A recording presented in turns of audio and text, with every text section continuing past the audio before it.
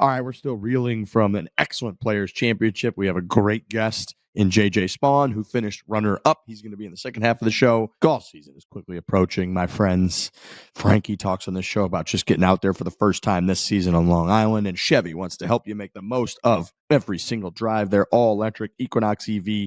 It's got it all. We want you to head to Chevy.com/Equinox EV to check out the product info, the lease offers, and the amazing deals. We love Chevy. We love Chevy.com/Equinox EV. I think you're going to love this show. Yeah, the leaves are starting to grow on these trees. I'm looking out at these trees right now. You know, spring is right around the corner. We've made it. You know, those dark, gloomy days are behind us. There's really nothing better than this time we're about to enter into. And like getting a new car, something that's shiny, something that feels good. When you get inside, it smells good. It's got all that new technology. Upgrading your car is something that really just makes your life feel way better. Like with all the technology now, especially in these EVs and Chevy, those infotainment systems, you're sitting inside these things and you're like, this is worth the money. Like this is why we get new leases and we purchase new cars. Like this is why this feeling of like when I have to go to work, like that's the best feeling of getting a new car. So Chevy's at the forefront of it. We've seen them up close. We've been inside of them. They're great. They're absolutely great. These EVs, the way that they charge, the amount of miles you can get, it's pretty amazing what they've been able to do. It really is. Excellent company. Long time here in the United States of America. Just doing it as well as anybody. Iconic logo, that bow tie. No compromises interior. The 17.7-inch touchscreen display that is the best in class. That's Chevy.com/Equinox EV. Let's have a lovely show here to Chevrolet together. Let's drive. Tiger Woods rolls into town. You might as well open the door for him, clean his shoes off, and just go pack your bags and get the hell out of here, JJ. You're done.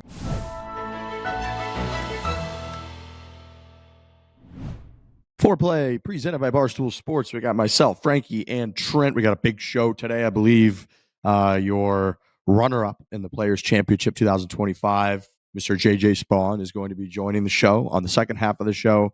I also believe we have, the icon from our Pebble Beach Dad Bod Classic trip, the caddy of the year, Cyrus. Is his name Cyrus? His name is Bernie. He plays Cyrus on Trailer Park Boys. That's right. Pretty much to what you would think.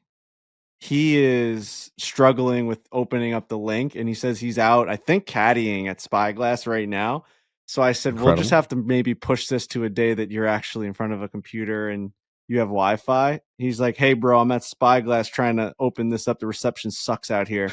I'm picturing him. The waves are crashing. Wind is whipping. I mean, we've been out there. You can't even look at your phone. Like the way that the mist hits your face is you can't pay attention to anything. I also picture, he's maybe caddying for someone, and they're like, you think it's a 7 or an 8 iron? He's like, listen, man, I'm trying to open this Riverside link, so if you could just like shut up for a second, I'm trying to go on this podcast. You got any headphones on you? You got any headphones? Right. So TBD on whether or not Cyrus is joining the podcast, it sounds like. Yeah, what a character. I hope that he becomes our like Matt Damon, that every time we finish a show, we're hopefully next time we'll bring on Cyrus. But yeah, we got JJ Spaun on. We haven't recorded that aspect of the show yet. We don't know if he's actually going to come on, but I know that we're scheduled for 2:30 with the 3 o'clock ending there. So we'll keep it nice and short, and we'll talk to JJ Spaun for the first time. It'll be fun. We're going to hopefully get the context as to why we are in a little bit of a rift here. So I think Brendan Jones behind the scenes is looking for that podcast clip, and we will play that for JJ. We have not heard that since it aired 2 or 3 years ago. So we don't know. I could have said something unbelievably mean and taken the first shot and deserved all of this JJ Spaun hate, or I could have said something pretty, innocent, and he has been the aggressor in it. So we will see. I'm going to take the money on the fact that I probably started this thing. Well, you're right in that the first shot is everything, changes the entire dynamic of this storyline, and we are going back to the 2022. What we know so far, the facts that we know, and Brendan Jones is trying to uncover the clip so we can get the full story. But the 2022 Valero Texas Open, JJ Spaun wins, gets into the Masters the next week. A clip was something about Tiger Woods had dominated the storylines, is coming back. I believe it was like his first start since the accident, and he was like walking and playing, and everybody was going nuts. And Frankie said something to within the context of like, who cares about JJ Spaun's storyline now that Tiger Woods is playing? That's the only storyline. Then a couple months later, we see JJ Spaun at the Southern Hills PGA Championship as we're like walking by a green, and he says, "What's up, pizza boy?" or something to Frankie as we walked by. I don't even know if it was "What's up." It was like, "There's pizza boy," and I looked at him like, "What the fuck? Who was that? JJ Spaun standing behind that blade of grass?" Or you know what I mean? Like, who was that? Who? Like, where'd that come from? And then I think someone was like, "Dude, you fucking shit on him." I'm like, "Did I?" You stating what you and I and we all probably would agree is a fact about the Tiger Woods Masters and JJ Spaun and all that. I want you to know that there is a world where he perceives that as the opening shot. You know what I mean? Yeah, for sure. Definitely. That's why I'm putting my money there. Especially when I hear my tone. Oh, that's the biggest thing. When I hear the tone, if it's coming, if there's arms flying around, if it feels like I just got out of like the kitchen of Borelli's Italian restaurant, like then of course it's all warranted. We were somewhere, and I think I was standing with Jerry and Beef, and you were talking to somebody where you maybe were having like a slight disagreement. And as soon as the arms start going, I'm like, all right, here we go. Now it's starting. He's starting to flap, and he's starting to get mad. So we'll see what your body language and tone were like during that clip, because that's going to say a lot. Excited for the clip. The clip is going to reveal a lot. But then fast forward to this past week, JJ Spaun, was one of the bigger stories at the biggest event of the year so far. He loses in the playoff to Rory McIlroy. He had the putt to win the tournament on the 72nd hole. And then I saw him amazingly. We did the whole podcast. Folks that listen to the last show know all of it. But after we did that, we had the Barstool Classic in Atlanta, windy, a little chilly once again. I feel bad for the folks in Atlanta. It was like 70 degrees and perfect the day before, 70 and perfect ever since. That one day, 2 years in a row, when we did the Barstool Classic, it was freezing out there. It was like a 25-mile-an-hour wind. It was like 46 degrees at 11 a.m. Top of that hill, Frankie, where the first tee is. You remember that? Freezing. Yep. Oh, dude, it was almost the exact same as the year before, maybe colder. Dude, and credit to everyone that has such a good attitude, because I could easily see a lot of people being like, "Hey guys, this fucking sucks. Like, this is 2 years in a row. I'm paying all this money. I took the day off work. This sucks." And everyone is so positive, appreciative. After every classic, we get a bunch of messages from folks just saying, "Thank you so much for putting on the event. Me and my partner had such a good time. We became buddies with the guys we got paired with." The Atlanta Barstool Classic TPC Sugarloaf was phenomenal. Tiger Woods historically has won there before, so it's a great, great spot. Their staff's awesome. Great day. But then I hustle to the airport. I jump on my flight, Atlanta to Phoenix. It's like a 7 or 8 o'clock flight. And sure enough, right in line, there's JJ Spaun. He's standing there just like among the crowd boarding the flight. And as we get in, I'm like sitting like 2 rows behind him. I get on the plane first. He hadn't really seen me yet, but like I mentioned on the last show, we're both Scottsdale guys, play golf at the same club. I see JJ Spaun very frequently or as frequently as you pretty much can. And every time I see him, it's usually in a pretty intimate setting where there's no one else around. He's like grinding. I'm maybe hitting some putts, and he always chats with me and says hi, and he's super nice. So the fact that we have this riff is very funny. So anyways, I see him on the plane. He gets on, and he's 2 rows in front of me, and the guy in the row in front of me, so between us, immediately recognizes him and gives him it gave me kind of chills in the moment where he's like, "Hey, JJ, I just want to say, man, like, really proud of you. That was awesome the whole week. Like, such a bummer you kind of came up short." And JJ was like, "Thanks a lot, man." And then a couple other people boarding were like kind of walking by him, and they said the same thing. They're giving him kudos, and he's kind of chilling there. And so then as he was like putting his bag up, he looks back. He's like, "Oh, Riggsy." We chatted for a couple minutes. Didn't even mention the tournament. He was more just like, "Oh, were you out there this week?" Like everybody in the media center asked you. I was like, "Oh yeah, I was there till Friday." And I'm like, we even broached the subject of like, "You just lost. This is Monday night." I'm like, 6 hours ago, you were hitting your 8-iron over the green on 17. Like it was this very weird like dynamic. And then so we chatted afterwards while we're waiting for our bags for several minutes. And he said, he's like, "Yeah, I actually had to drive up to Savannah, Georgia, and then get a flight from Savannah to Atlanta, and then Atlanta to Phoenix." And I'm just laughing at this whole dynamic of like, you were on TV minutes ago. I was watching you try to win the Players Championship, and here he is on the flight. It was a very funny dynamic, but he was great. He was chatty, And then he said after, he's like, yeah, let's get out and play sometime. I was like, all right. So I messaged him and was like, would you like to come on the show? He's like, absolutely. So the whole story is now we're at this point. We've had this history. He's always been super nice to me. He's a very nice guy from what I understand. And we're going to have him on the podcast. So I'm no excited mention to see of how it me goes. during any of this, right? Not like, one he doesn't, mention. So maybe also, he doesn't. Maybe he doesn't Dude. even know half the things that we say about him. Then. I put. Is this a one-sided fight? Does he have any idea who boy. Yeah. I will say, dude, I put into my message to inviting him on the show, I put a little like, you could even maybe put like, you know, air quotes like Pizza Boy in his place. He didn't even react to that. He just said, yeah, I'd like to do the show. So he might. I was then embarrassed. Like, does he even know what I'm talking about when I put that? I mean, he tweeted at me, Pizza Boy. He tweeted at, he's like, I think I'll hate Dan Rappaport more than that Pizza Boy. He tweeted when we, That's right. I forgot about that. Of Dan Rappaport, which may have been warranted, honestly. Like, you know, after a couple of years of that, maybe you go back and say, all right, that made more sense. But yeah, no, he's definitely in on the mix on the Pizza Boy thing for sure. Okay. Because people were tweeting at me on Sunday that tweet, and it reminded me of it. And I was like, holy fuck. This guy really comes after me with that. He hates pizza. It doesn't that shocks me. I'm excited for both. I want to get the clip. I'm pumped to have him on and just to talk players, to talk that it's a great guest, dude. Really good guest. It's as good of a guest as you can get aside from Rory right now. Which we're not going to get Rory. I want to talk to him about looking at Rory's bag on 17 at the club, and I just want to get into his head about all that. So yeah, that's coming up. Speaking of coming up, today at noon, when you're listening to this Thursday, tickets are live for the Monday night Augusta live show. Monday night of Masters Week, I believe 6 p.m. We're going to be cranking today. That link is barstoolsports.com/events /a night of foreplay with dashes in between all of them. We're going to tweet that link out, but I know people would kind of message me being like, hey, you mentioned the live show is going to go on sale, but you didn't say where. We'll have that link. The link's actually live already. As we're recording. So if you want to go to that link and be ready to buy tickets, they do sell out. There's only like 100 because it's a small little venue, but it's a great time. Great time. My father will be in attendance. It's my my dad's 70th birthday is actually March 26th.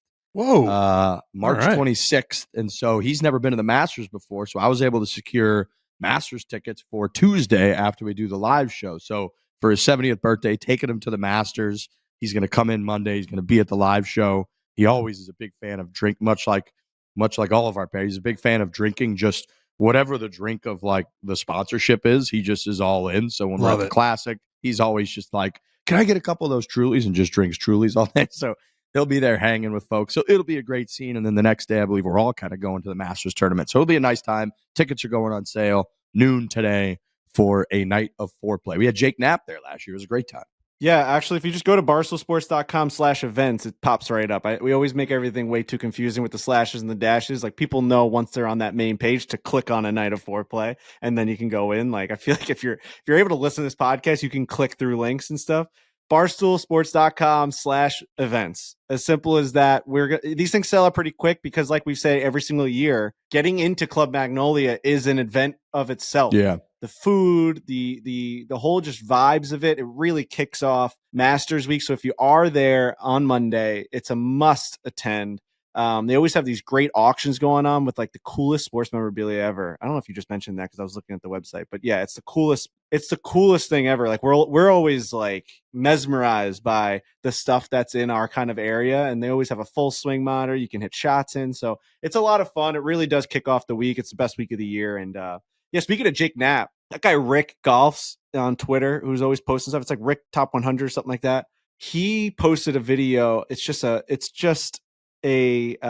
loop of Jake Knapp hitting that. I guess it's a 2-iron. That little like back foot rising driving iron. He hits a 270. Have you guys seen? I just tweeted it out. The effort that goes into it is zero. I've sent that to every person I know, and I'm like, how far do you think this went? And they're like, I don't know, 180. And that would still be unbelievably impressive. It's a flick of the wrist.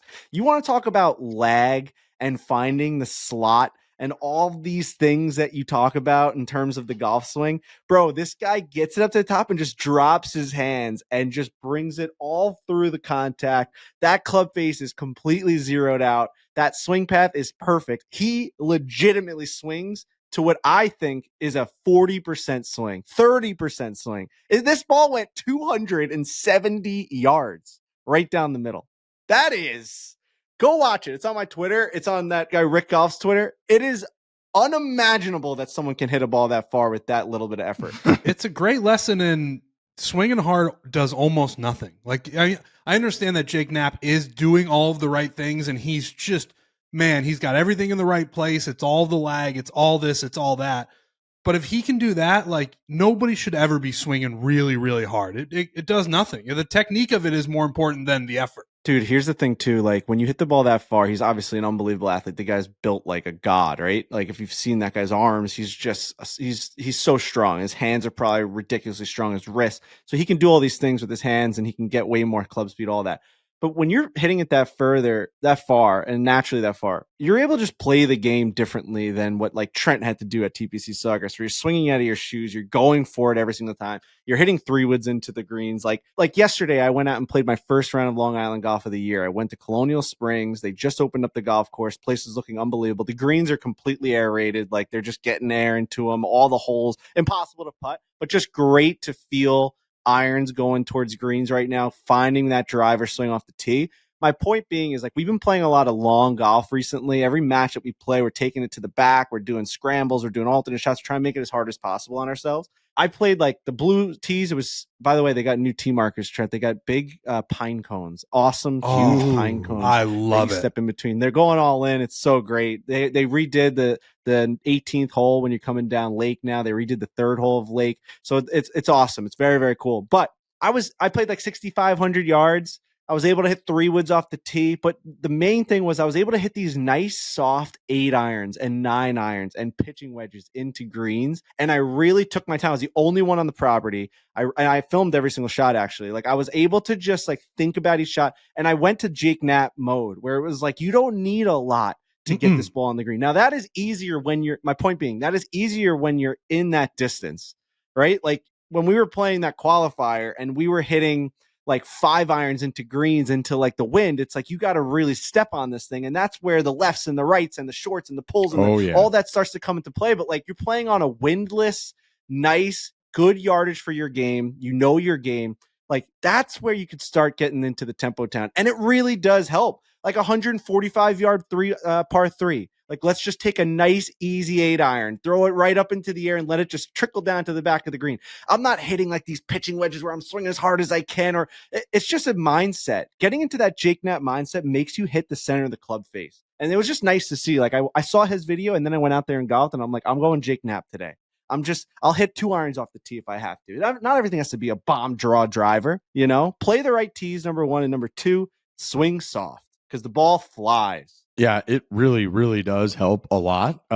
Speaking of Jake Knapp, when we first met him, Corn Ferry Tour, NV5 Invitational, he was in the same spot as Alistair, a bunch of other folks. Since then, he's got himself a PGA Tour victory. He also finished T12 at the Players, and the week before that, or 2 weeks before that, he finished tied for 6th at the Cognizant. So he's playing some damn good golf right now. So we love Jake Knapp. He got some pop at that live show. Remember that? Oh, yeah. And so much so, and he's been playing so well, and we are so close to him. I would like to officially challenge him to a 4-man scramble. I want Jake Knapp on the channel.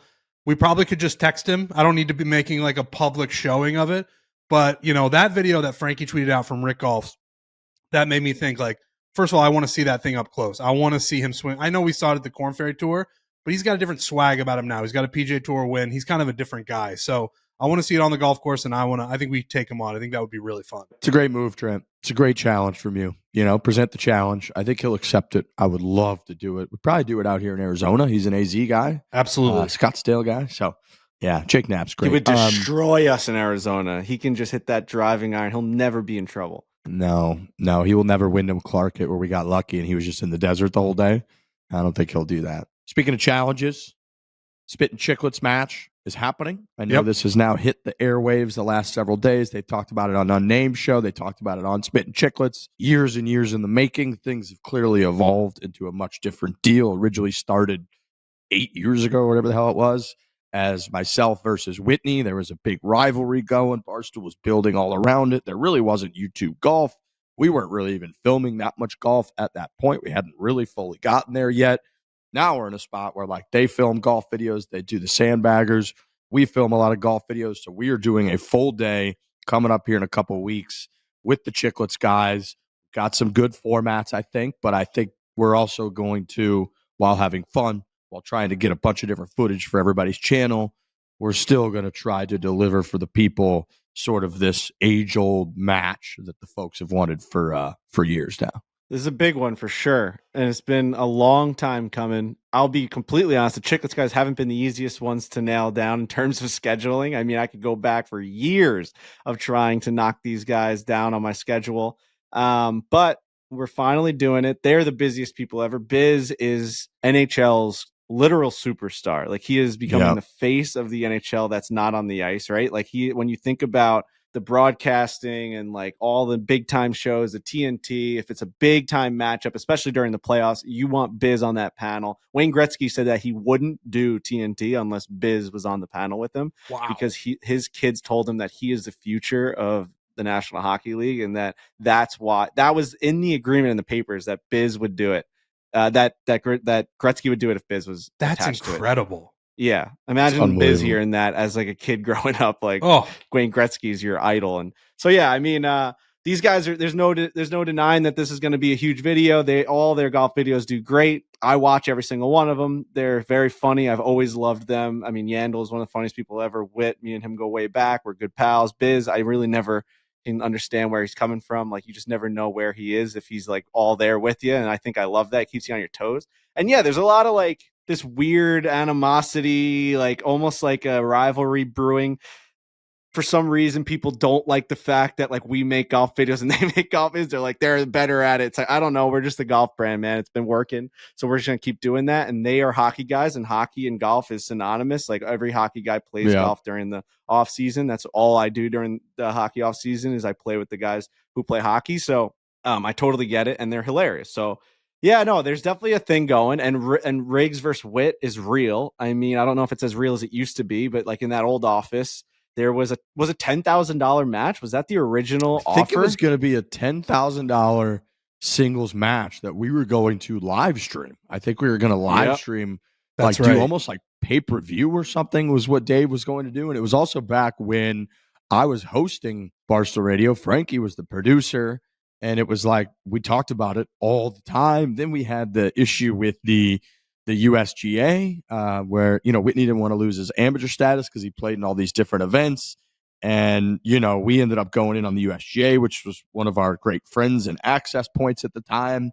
And then the story kind of changed and we ended up not doing the match. And then things kind of fell by the wayside. So I have seen the comments being like, yeah, you guys missed this one by like 7 years.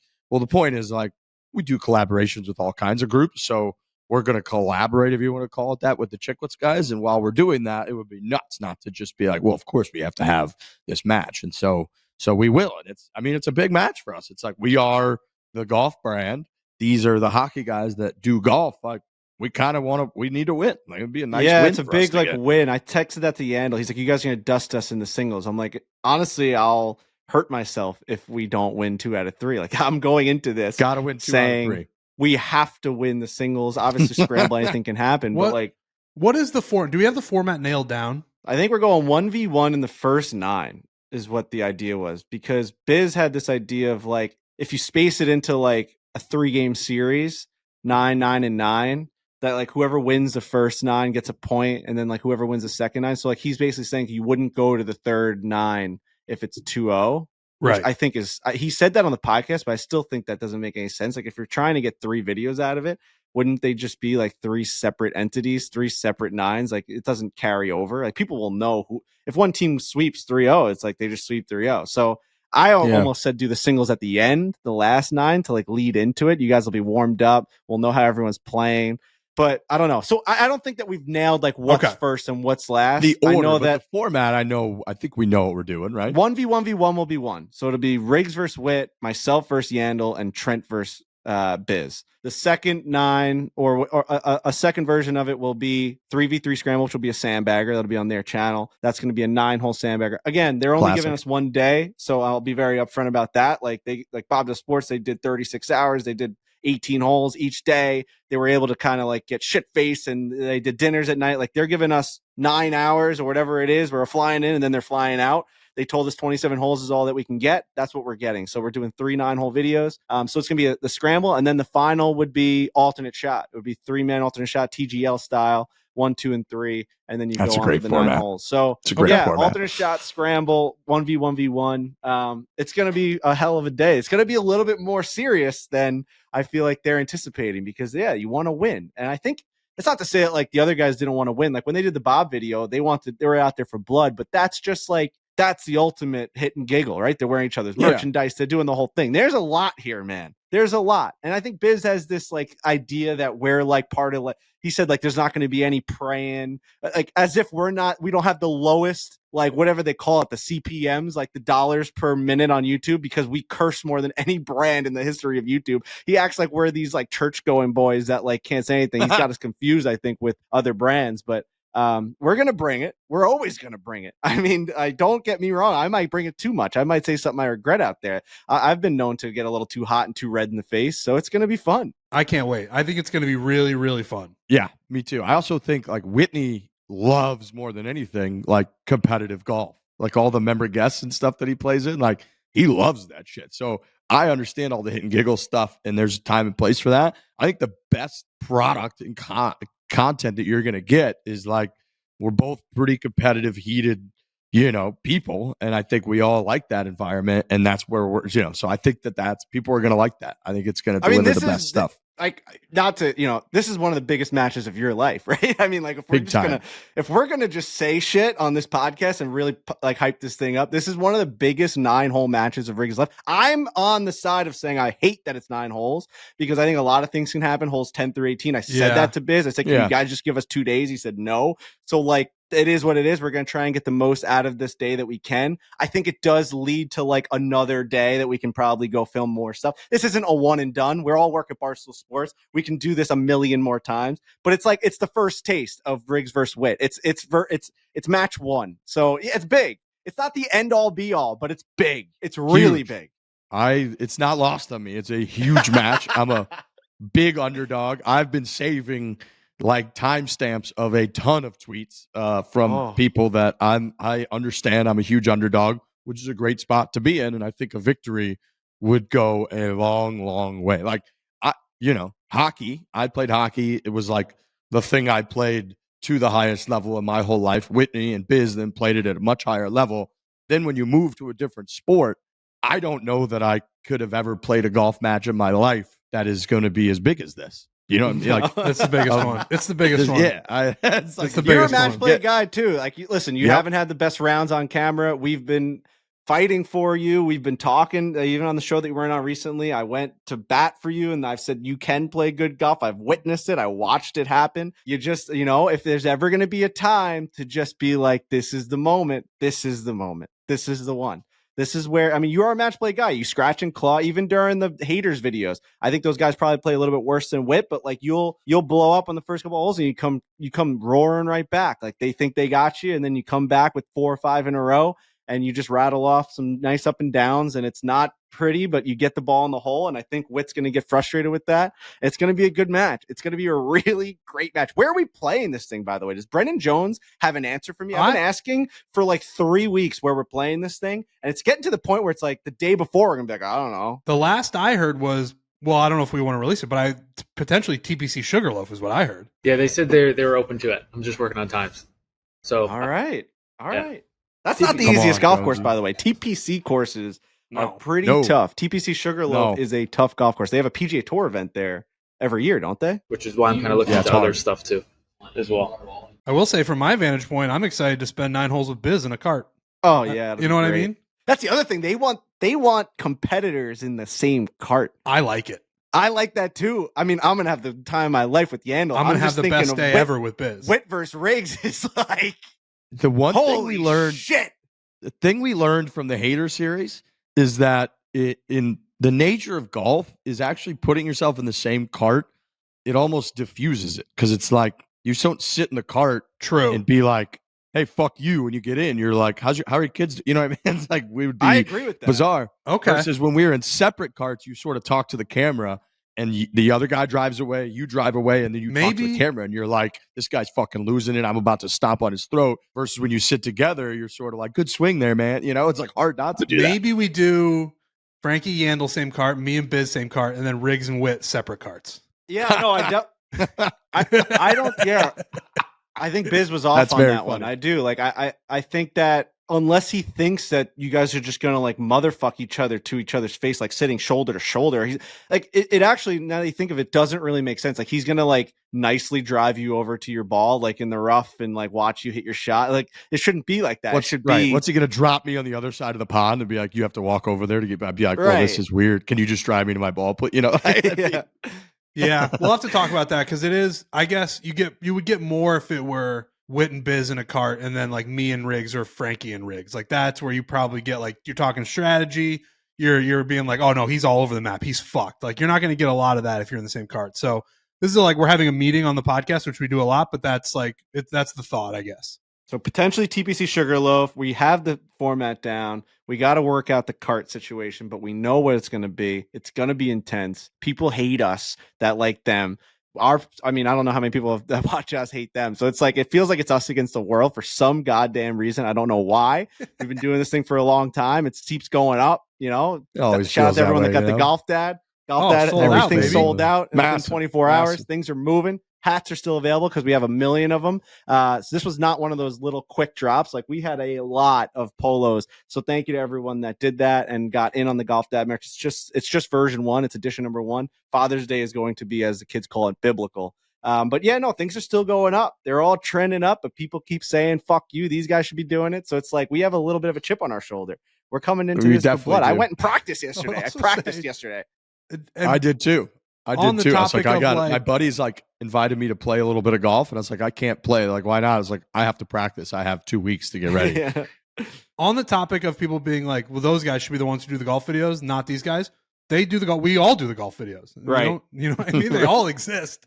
Right. I never understood that part of it. It's not like we're stopping them from doing that. We're It's so happy that true. they do them. They can do They that. That's- people will watch a video of they'll watch a Spittin Chiclets golf video and they'll comment, this should be the Barstool golf videos. It's like, no. These guys work at Barstool They are. Sports. They're They putting out are. a golf video. You're actually watching it. It's fine. You're watching the video that you're saying they should be doing, and it's great. It's great content. We watch every single one of them. We've been asking to Right. do this for 100%. years. We think they're great. I love those guys. They're so so funny. that is the thing that you're saying they should do, and they do it. A lot of it. Bring those guys over and have them do Barstool golf videos. It's like they're doing them, man. They're under the umbrella. We're all here. God damn. It's all good, man.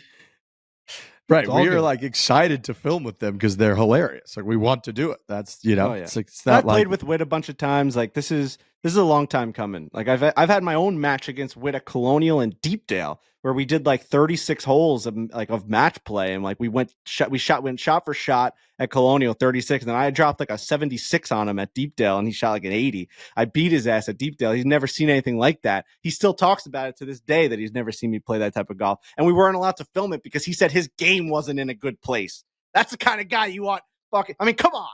I Here we couldn't go, bring Frankie. the cameras Rile out it up, dude. because I couldn't bring the cameras out because hey buddy, I gotta tell you, like, I don't know, man, like my game's not there, man. Can't we just go out there and have a couple drinks? Like, I don't know, man, let's film this fucking match. Nope, we're gonna wait until April God. 1st, and that's what we're doing. Let's go. I would kill to just be able to be like, hey guys, we can't film for the next couple months. My game's not quite there. Like that'd be killer. I would love to do that. I can't wait. I cannot. It's like, I'm so giddy for that day. I love those guys. I love the competition. I love getting my neck red and my face all fucking flush and getting angry and getting nervous. How many times you get to get nervous on a golf course? Like, Yeah, this has man, that's meaning so to true. it, man. Like, having heart rates go through 180 when you're standing over a chip. This is what we live for. Now, we could go 0-3 and it could be the end of everything. We could get swept, and it's just the worst golf we've ever played. We And could the spin Chiclets on guys spins on absolutely that. We can spin that. spins on it. Like, that's like our type of golf, and that's what people want to watch. But you know what? They might not like that, and we got to play some good golf. This is a time for us. This is a big match. You Big get me match. fired up. I'm Get ready. me fired up. I'm excited. God, I love competing. Come on. It's gonna be Come fun. on. It's gonna be really fun. Yes.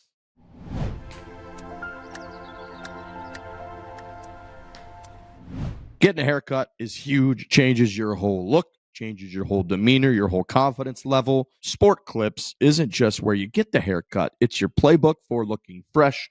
Obviously, we got a lot of basketball coming up. It's that time of year. We got huge golf tournaments coming up. When you're sitting in there, you can catch the game, sit back while the pros and men's hair handle the rest. And when you're done, you can walk out feeling like you're ready to take on anything. Sport Clips has no hassle, no surprises, just a solid cut. You can also just jump in line. I do it. I just pull it up on my phone. I sign in. It says, hey, it's going to be a 16-minute wait time. Excellent. Roll in right at the time that your stylist is ready, and boom, you're ready to rock. I'm going today. There's a Sport Clips 9 minutes for me. I love it. Like you're saying, they've got the MVP experience as well, where they'll wash your hair out. They'll give you a hot or cold towel, whatever you want. There's TVs everywhere. If you do sign in before you get there, it's a seamless process to just get there, get in a chair, and get your hair cut. I love Sport Clips. I'm there all the time. And if you want to track your real-time weight, like I said, download that app, make sure you sign in, and then check in online. It tells you before you even sign in. It's like, hey, at this location, it's a 42-minute wait. At this location, it's a 16-minute wait. And then you just sign up, and then you're ready to go. You say, hey, I guess what? I'm actually grabbing a quick lunch. That's perfect. 45 minutes. I'm going to sign in, and you'll be ready as soon as you walk in. Sport Clips, the haircut experience dialed in for guys. That is Sport Clips. It's a game changer. We love upping the ante out there on the golf course. We just love, love, love it. Once you've gotten everybody together, your group, your crew, everybody took that time away from, work, family, obligations, whatever it is. You're out there to make sure you have a great time. Fireball is going to up that ante. The Fireball 50-millimeter shooters. There's no shot glass. There's no chaser. You don't need any of that stuff. You just rip the nip, suck them back, and you're ready to go, gentlemen. Yeah, I'm sure the Fireball is going to be quite prevalent in our match against Spittin Chiclets, which we talk about in this show. I'm sure we'll be having those at our disposal. It's a very, very essential item to have with you when you're golfing, when you're at your house. For me, I'm a big shots guy. Get me a shot. Let me rip that nip. It just gets me going to where I need to be. And Fireball is no exception in that. I'm constantly going to my Fireball to make sure that I just up the ante. I up the energy just a little bit, no matter what I'm doing. Bunch of our videos, we've showcased how much we just enjoy having Fireball out there. It's made our videos better because we just have more fun. Fireball's iconic cinnamon flavor. It tastes great. You know that. It goes down easy. If you're really feeling like upping that ante on the course this weekend, make sure you grab the Fireball Birdie Shot Club. It is literally a golf club filled with Fireball nips.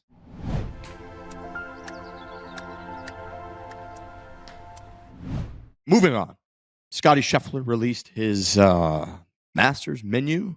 This is always a big hit for folks. The addition this year is ravioli. I think everybody's kind of going crazy over. He hasn't really had that before, but he's got cheeseburger sliders, firecracker shrimp, Papa Chef's meatball and ravioli bites, Texas-style chili, choice of wood-fired cowboy ribeye or blackened redfish. And then he's got a warm chocolate chip skillet cookie served in honor of Mr. Scottie Scheffler coming up this year at the Champions Dinner at the Masters Tournament. Scottie's just an American guy, Texas, representing the red, white, and blue. And I think he represents the red, white, and blue incredibly well every time he wins the Masters and brings up a menu. Yeah, I mean, he's a guy who's got a couple of Masters menus, and I don't think he changed it too much from one time to the other. I think the Texas-style chili is a change. I think he had tortilla soup last time, but the winner for me, and I know Dave tweeted about it too, but he really expressed my feelings in the way that I felt the same way, was the warm chocolate chip cookie skillet. That is like with the ice cream. Anytime I see that on a menu when we're at a restaurant, it's an instant order. It is so good. It's the way chocolate chip cookies are supposed to be, where it's warm, feels like it's right out of the oven. You put that vanilla bean ice cream on top of it, and it's just the best dessert you can really have. Like I really, it's not fancy. It's not like, oh wow, it's on fire. Holy shit! It's I'm just getting one of choked those. Up right now. I know Frankie's got tears rolling down his cheeks. My tears are my tears are actually coming out of my eyes right now. It's the best dessert. So Scottie is an American. He's an American man, and that is an American dessert. You actually got me emotional. I got the chills. I've always said that my tear ducts are attached to my like the chills or whatever you want to call it. Like when I get the chills, it's attached to my tear ducts. So you talking about that skillet that way, so descriptive, the way that you were describing the warm cookie, the inside. Oh my God. Really got me going, man. That vanilla bean too, the way you described that. Oh, Come that on. cold and that moment where cold meets hot. Contrast. Oh my God, that is so good. Yeah, it's great. I think he threw in the ravioli because of him cutting his hand, right? When he was making raviolis. Oh, okay. Ooh, I didn't know that. I didn't put that together. I wasn't smart. Wasn't enough that for it? Like he think you might sliced be it like right. on a wine glass, but like while making raviolis or something. That's a hell like of a that. reference by him. I love that.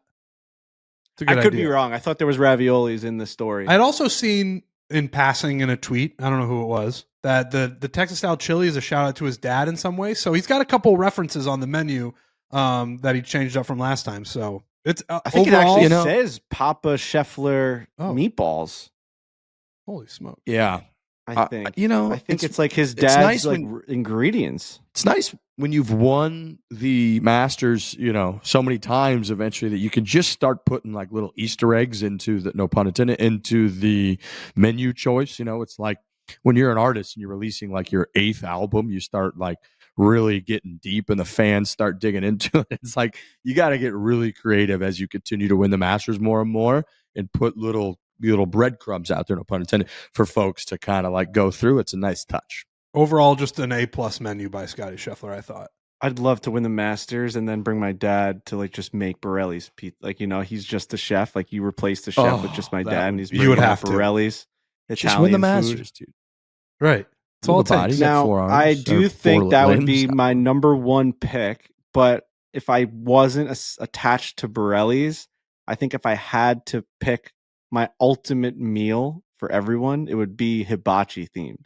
I would actually do a square. You love hibachi. You love hibachi. But I would do a square of the seats, right? And then in the middle, it's 3 or 4 hibachi chefs all facing their side of the table. And we're tossing shrimps into, everyone's mouth.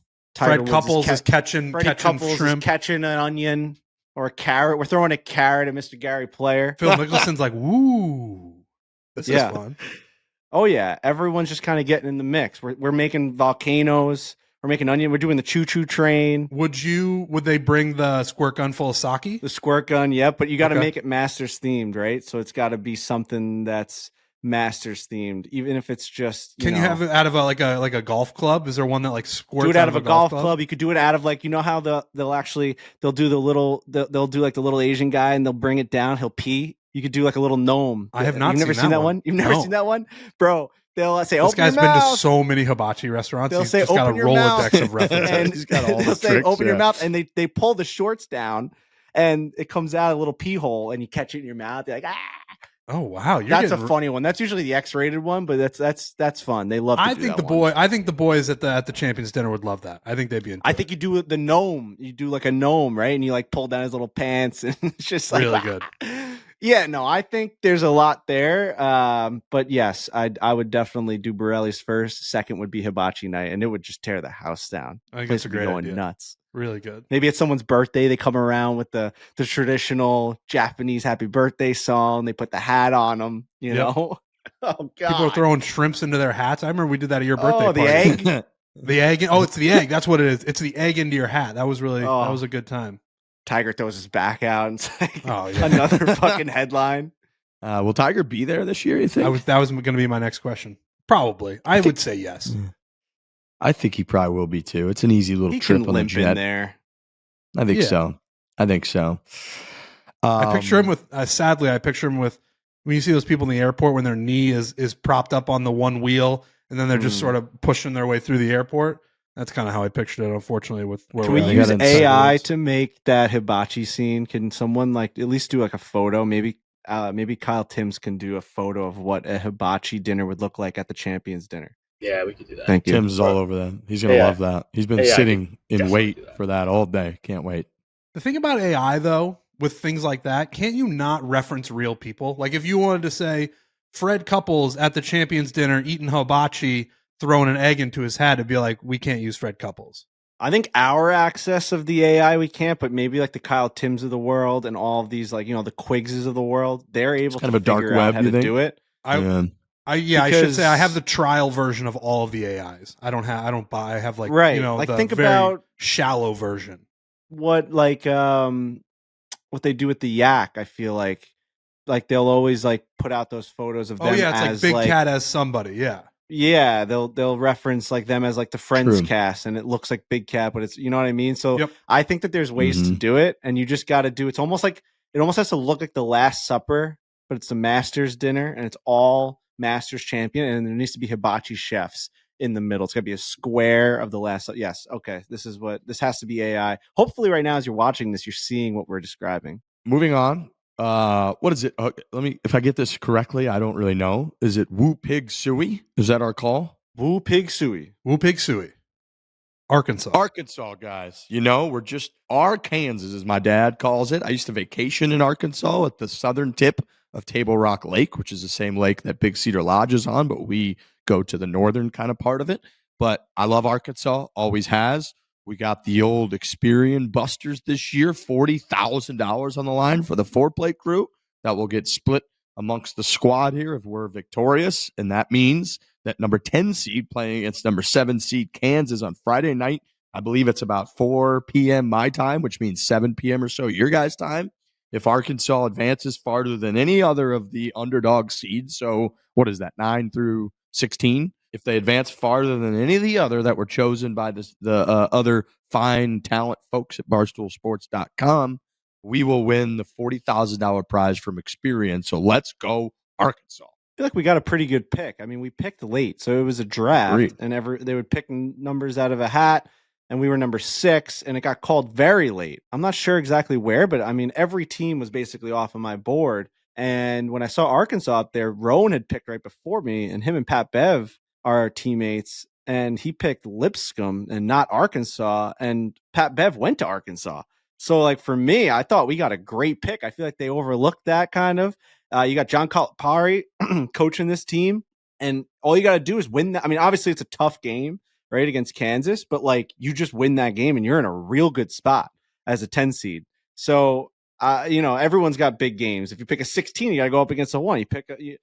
They're hard games. So, I think we got a good team here. They're on a little bit of a run, and I think Calipari's got them going. I mean, he's a legendary coach. Why wouldn't you pick a team going into the tournament with him? I like it. Upsets happen all the time in the tournament. That's what makes the tournament great. And why not Arkansas? Why not Woo Pig Suey? That's what those are. The Razorbacks riding them hogs. We're gonna be riding those. We're gonna be riding those hogs hard. I love it. I can't wait. Moving on to a more of a Florida Gator type of guy. I loved, so Billy Horschel and I believe Jonesy, Bushman's on vacation. So he's enjoying his vacation, a couple of days off here, let a little reset. But Jonesy, I believe, has this clip. Billy Horschel did a walk and talk.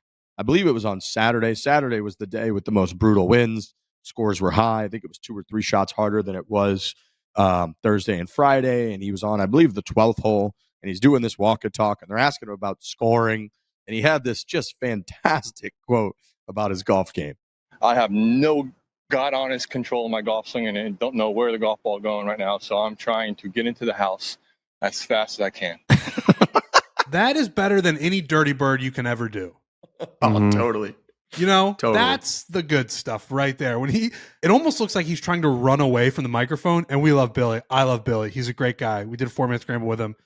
Feels like we see him all the time. He's awesome. So for him to say something like that is very, very funny and very truthful and very relatable, where he's just like, I'm just literally trying to sprint into the clubhouse to get away from this golf course. So I thought that was a great clip by Billy. I loved it. I just want to bring that up. I thought it's so relatable. Anytime you get the relatability, everybody's been out there before. And I love the way that he closed that. It was a very succinct little comment, because in the context of that walk and talk too, they're really, because he wasn't fully in contention at that point, and they're kind of asking him what do the players need to do out here? And he was like, oh yeah, if you've really got control of your golf ball, I know it's windy, but the way this golf course works, if you're controlling your ball, you can really have quite a few birdie opportunities, the way the pins are set and the greens are rolling. And then he's like, but me, I have no idea where the golf ball's going. And then he closed it out just being like, and I'm really trying to get this thing in the house. I can so relate. We always say we're just trying to land this plane. When you're kind of holding on to a round, you're kind of keeping it together, but you got nothing, and you're like, I'm just trying to get this thing in the house. So shout out to Billy Horschel. I'm with you, Trent. That's the stuff we want. He's always a pretty emotional, authentic, real guy. We had him on the show after he shot that 84 at Muirfield just a year after he had won the event. And then since he came back last year, he beat Rory. I think it was at the BMW over in England. He beat Rory in that playoff, so he kind of returned to pretty good form. But I have come to love Billy Horschel. I thought that was a great clip. He also wanted to say, no goddamn fucking way I know where this ball is going. And he said, God loving way. Just a pro on a live mic, a hot mic. Billy always is going to say it how it is. And I agree with Trent where it's like, you don't need to really come up with any sort of bits when you're like that. Like the access is the access. We've been saying that since TGL became a thing. Like just getting mics in front of you and doing TGL and getting walk-in talks and getting hot mics on the greens during big events, majors, and the players and all this stuff. That is all the things that are set up for you to just be yourself. And then the content's the stuff that we're all going to comment on. You don't have to try and make us laugh. You know, it's just we're going to laugh at things that you naturally do. That's what good content is. You're not a stand-up comedian. We do not expect you to have someone point a camera and a microphone at you, and you're going to make us be entertained. You know what's entertaining is how good you are at golf and following that journey. And then when you give us candid access to that journey, that is entertainment to us because we're already here because we like golf. That's why we're watching. And I completely agree with you. So that's why Rory McIlroy is such a big star. He's polarizing, but he's polarizing because he's candid and he speaks. He does not just give like media trained sort of bullshit surface level answers. He speaks his mind. He's very thoughtful. He's very mindful when he answers questions. Some people, you know, the things that nobody's going to love everything that you say. So you combine that, Rory's hit the big ball off the tee, how perfect his swing is, how big of a star he is in terms of performance, with the fact that he's candid, honest. He's throwing clubs in the water sometimes. Other times he's bopping up and down like the biggest swinging dick walk in the history of golf.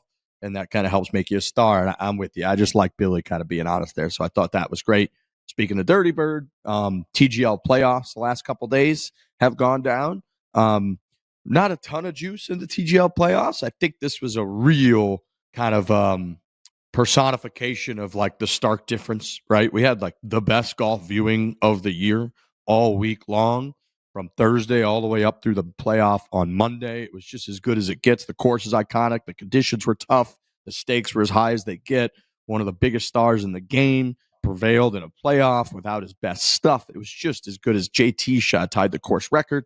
And then like a couple hours later, while me and JJ Spaun are on the same flight from Atlanta to Phoenix, they're doing this like the simulator kind of playoff. So I thought that really hurt them, to be honest. Another week or so off where you had some time to kind of like digest the players and be like, oh, there's some competitive golf on, would have helped. Nonetheless, I'm still a TGL fan. We had a couple upsets. I believe your New York boys, Frankie, congratulations, are going to the championship. Out of nowhere. The Bay Club. I know, the Bay Club and the LA teams, which were definitely the two best teams throughout the entire year, both lost. And, you know, again, it was, people were texting me. They're always texting. I'm sure you guys get the same stuff. People texting me during the matches being like, are you into this? And my answer is always the same of like, no, it's not as cool as watching the players was, but, you know, it's better than watching nothing on a Monday or Tuesday night. I threw it on as background noise. That was fine. I did notice. I looked up when I went to the bathroom. JJ Spaun was watching TGL while we were on the flight. So it's something to throw on. But I did think it kind of got hurt by just comparing it to the Players' Championship, which we were watching Monday morning. Yeah, it happened right after. That is a tough contrast of like, this is real meaningful golf for the players. And then like you're saying, TGL is great. And I do like it, but give it a week or 2 weeks to let it breathe a little bit. I did see the players got a big number, a big rating number. And, you know, sure enough, shockingly, if you have Rory McIlroy in a final group and in a playoff and playing well with the chance to make history, you're going to get ratings. And that's kind of the conclusion I feel like we've fallen onto in this show, where it's like, oh, if they speed up pace of play, if they do this, that's going to get the numbers. It turns out if you just put Rory McIlroy in the driver's seat and he's the one pulling in eyeballs, you're going to get a shit ton of eyeballs. And that's just the way that it goes. Stars get views.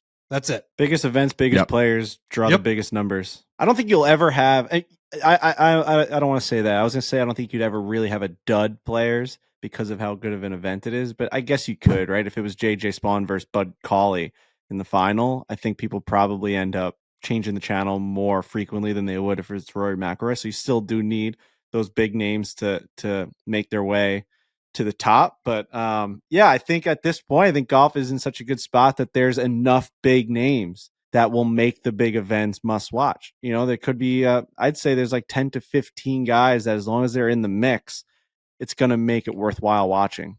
which is a pretty Yeah. decent number, right? Like it's not like it's 5. 10 to 15 might be high. You think? I mean, what do you think? You can Scottie go through probably. Yeah, let's go through it. We can probably even pull up the World Golf Rankings. That'll give you a good look at it. But I think Scottie, even though he's not exactly the most electric personality, but there's history on the line because he's been playing so well. Rory for sure, like a guy like Jordan Spieth. Xander. I don't know that Xander Yeah, go does through it. the I'm just list. going through world rankings now. Yeah, let's do it. Xander, Schauffele. No. Yeah, your nay. Colin Morikawa. No. I would say Colin, yes. I think if Colin's charging for a players championship, I think people are like, all right, I'm definitely going to see if he closes this out. Yeah, he's Agreed. definitely got the cachet of a 2-time major winner, a pretty opinionated guy, a pretty forward-facing young gun in the game. I think he's definitely one of them.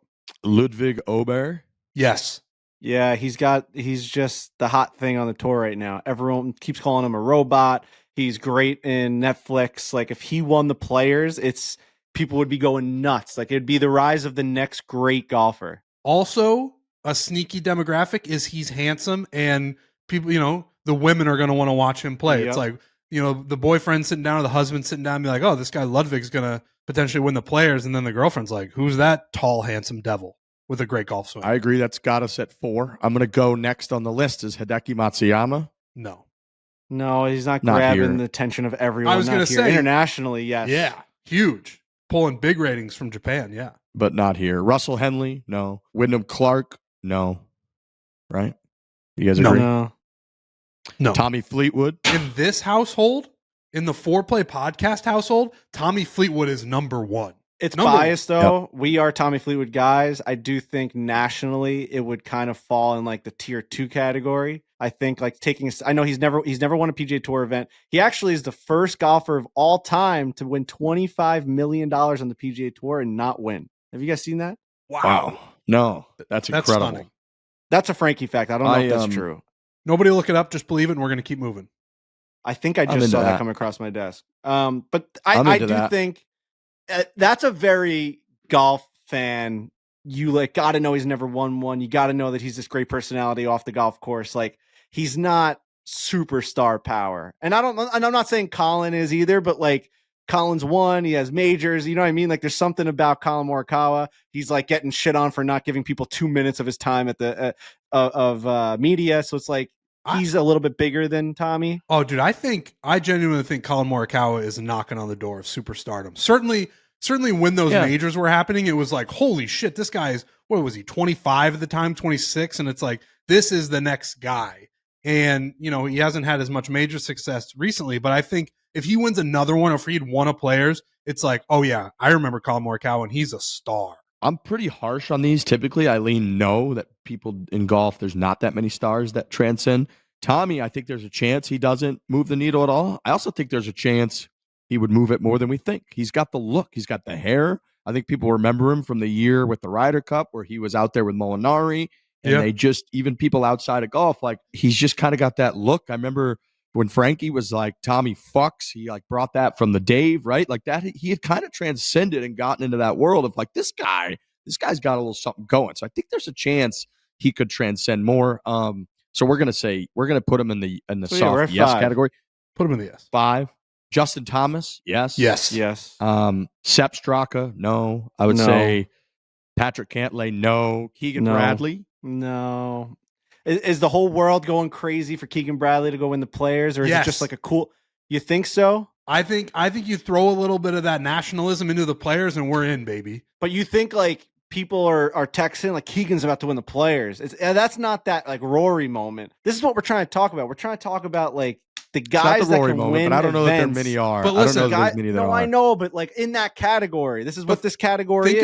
Think about this. Yeah. Think about the season of Full Swing that so many people watched, and they watched Keegan Bradley get his heart ripped out. I want him in there bad. I think in this year in particular, when he's going to be the captain, and there's been so much talk about Keegan Bradley, he's making a hole-in-one at every single golf course he plays. I'm going to put him in the yes category, maybe only for 2025. I do think the captaincy thing like is a bump, and it's a temporary little bump, right? Like I think in a year or two, I don't know that the Keegan is a yes. I don't think he's even really that close, but I do kind of think, he was the People's Golfer 2.0. He's now the captain of the Team USA Ryder Cup. Like I think he might get some people going. If he were leading the players and had a couple stroke lead and he's on 17, he's on 18, the USA chants would be deafening. People would be going crazy.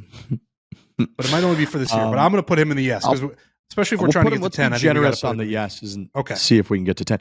I'm gonna go the next 4. I'm gonna go no's. I'm going Bob McIntyre, Shane Lowry, Tyrrell Hatton, Maverick McNeely. I think it was mean to put Shane Lowry in that category, honestly, in the no category. Yeah, I think it's close.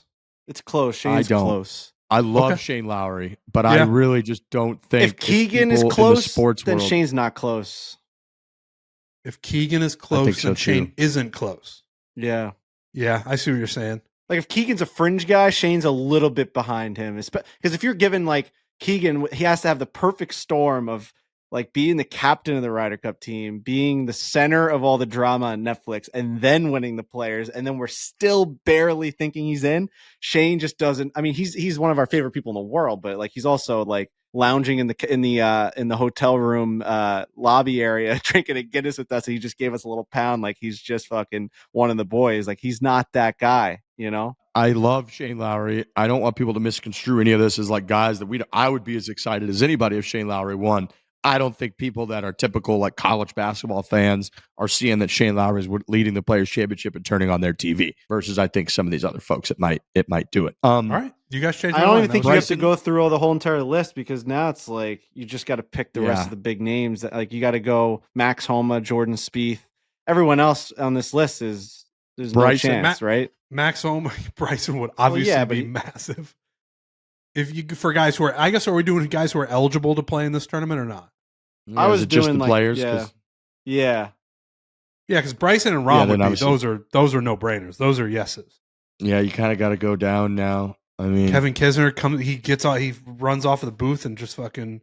The rest is like Joel Damon, Max Homa, Jordan Spieth, maybe like Will Zalatoris. I don't even know if he would be up there, but like, it gets to like 8, 9, 10, it gets to like 10 people basically. 10 is like 10 guys that like when they're leading, maybe Matt Fitzpatrick won a major. No. People went nuts for him, but I like Matt, but no. Yeah, it's like there's 10 guys that are like, all right, regardless of what's going on, if they're in the mix. Tony Finau is a big one. Ooh, that's a good one. Tony Finau is a big one. People want him to win.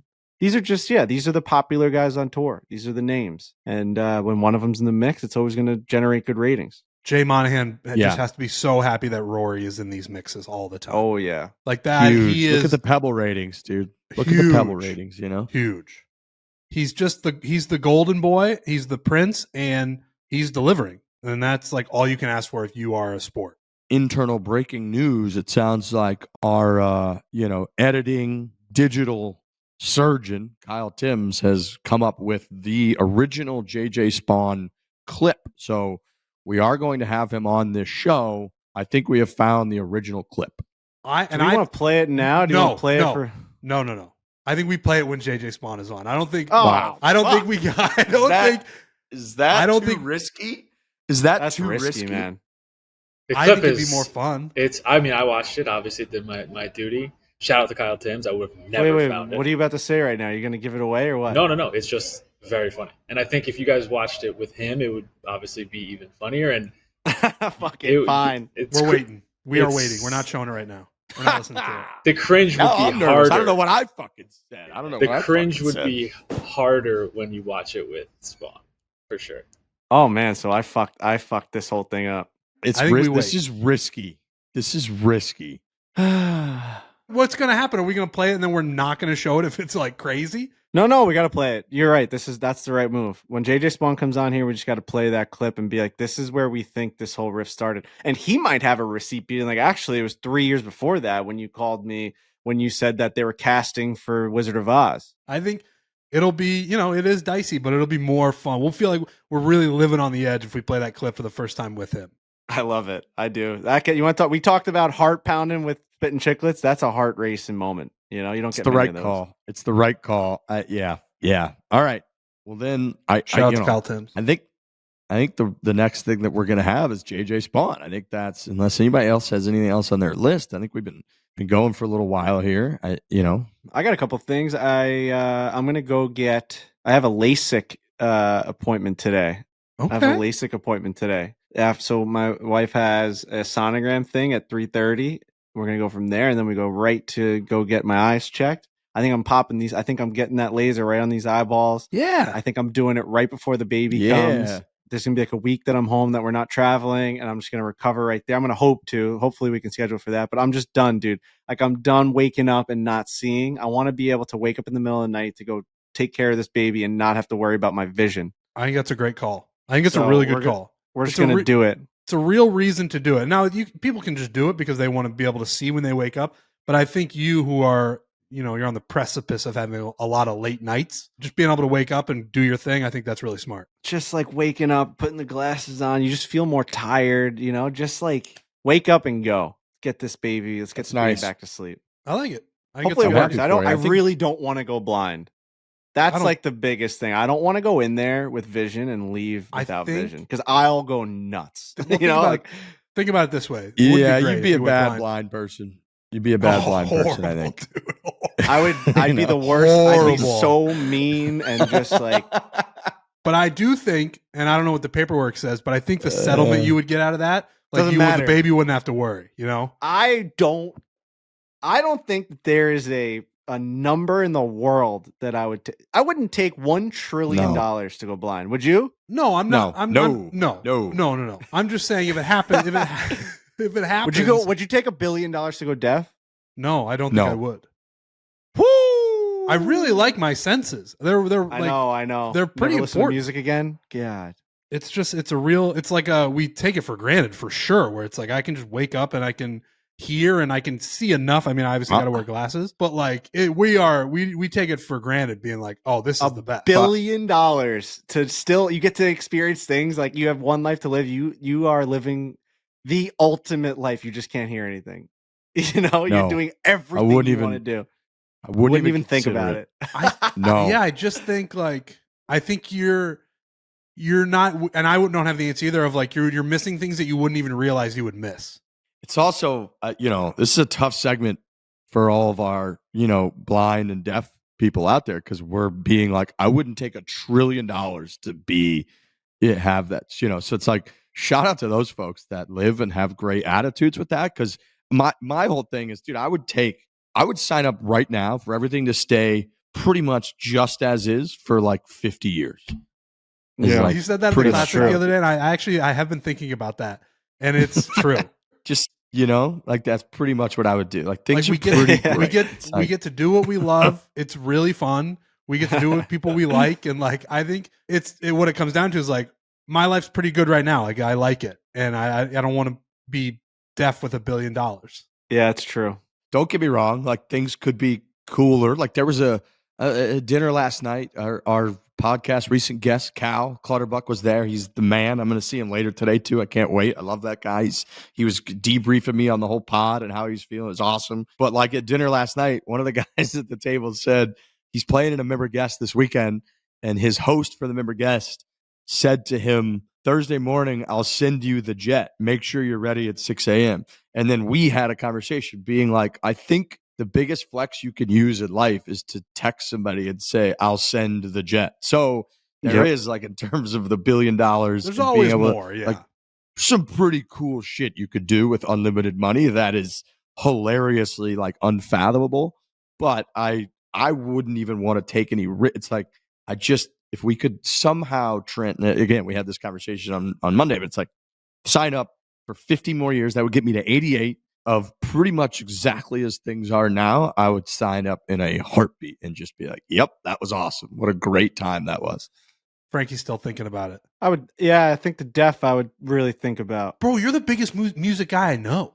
I know. Mm-hmm. You are the biggest music guy I know outside of maybe Robbie Fox. No, Robbie Fox is insane. Our DMs, our Instagram DMs are just littered with like, I literally sent him one today. I said, how good does this tom-tom sound? Dude, I'm this is a guy who's thinking about going deaf? No way. I'm gonna play this tom-tom no way, for dude. you. Listen to this. Listen to the way this guy tuned his tom-toms.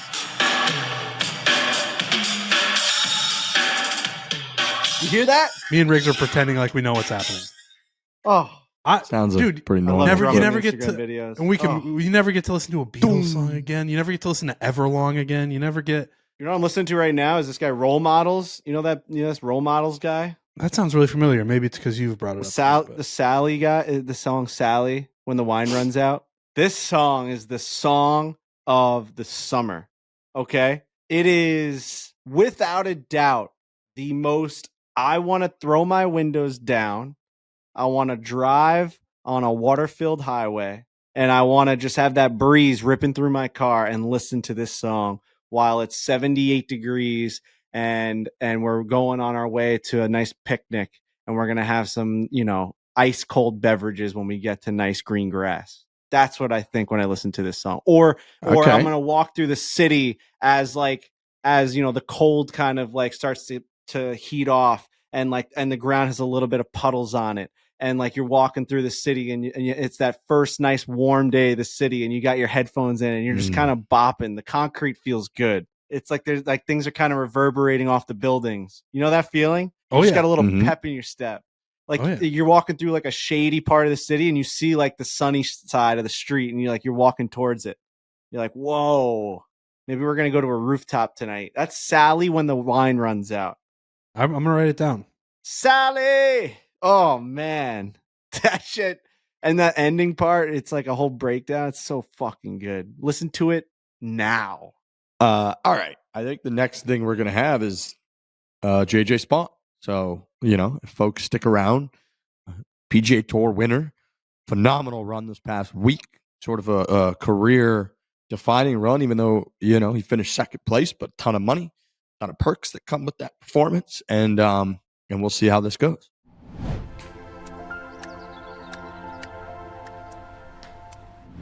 The perfect gene has redefined what jeans can be. No more crushed nuts or saggy diaper butts, gentlemen. Just pure, soft, stretchy perfection. That's true. These things are great. They feel amazing. They look phenomenal. It's hard to find a jean that looks, fits great, the whole deal, classy. You can wear them in any occasion, yet are also extremely comfortable. Yeah, no, when you see somebody in the perfect jean, it's a showstopper. Because like you alluded to originally, like there's not too many people out there doing it right when it comes to jeans. And when you find the perfect jean, you just got to hold on to it and keep going back to that company. And that's what this is. They've got the perfect jean. They named the company that, and that's what they are. You'll see them walking down the street and be like, damn, that is the perfect jean, because it is hard to find. Yeah, and you gotta find the right pair that you feel confident enough to wear out. Like these are big moments when you're wearing these nice jeans, Like you're gonna pair it with a nice collared shirt and go to a dinner. You're gonna keep the slacks, you're gonna keep the the dress pants in the closet for a pair of jeans. You better make sure that's a nice pair of jeans. A perfect pair of jeans. Over 400,000 old, young, big, and small men agree that the perfect jean is just the perfect jean. That's why it's called that. Imagine denim so stretchy it's yoga ready. For a limited time, our listeners get 15% off your first order plus free shipping at theperfectjean.nyc, or Google The Perfect Jean and just use code FORE15. That's FORE15 for 15% off. Again, that's 15% off for new customers at theperfectjean.nyc with code FORE15. After you purchase, they're going to ask where you heard about them. It'd be great if you supported our show, told them that we sent you. Fuck your khakis and get the perfect jean. That is theperfectjean.nyc, or just Google The Perfect Jean and use the code FORE15. It's major season, which means the pros are ready to show off their skills on the golf course. While they might be experts on the greens, we can all use some help and protection when it comes to our home appliances, and that's where American Home Shield comes in. I just had an experience over the last fall down in the Pinehurst, my home down there, with my refrigerator. I had a very old refrigerator, getting it replaced, so that you just don't think about this stuff. Again, your homeowner, Frankie's a homeowner. You think like, yep, put that down payment down and make my mortgage payments. I just have a home now. That's great. Nope. That ain't as easy. It's not that easy. Things come up. And American Home Shield, they're here to protect your home systems and appliances. This is where our friends at American Home Shield come in. When you have an American Home Shield warranty, they will fix or replace covered appliances and home system parts no matter their age, subject to the fees, limits, limitations, and exclusions of your plan agreement. But this is just very important if you're a homeowner. Yeah, things go all the time, especially if you have a nesting wife that's about to give birth. She's going to see a lot of things are starting to break. Things, the counters aren't good enough. They're not the right height. We need a new air filtration system. It's showing that it's 75% filled. Like, these are all things that I don't know anything about, but the baby's coming, so we got to fix it all. The baby really wants to know about like the crown molding and like the basement and all that stuff. So there's a lot of things that come up in terms of like your house and when you own it that you really just don't. It's overwhelming, right?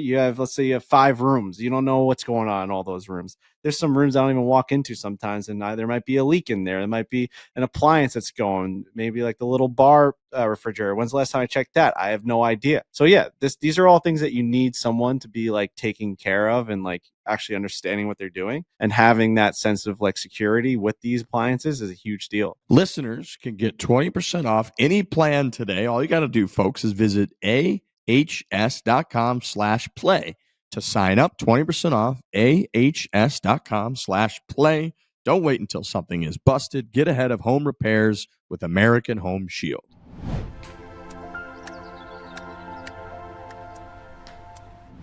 What up, fellas? How we doing?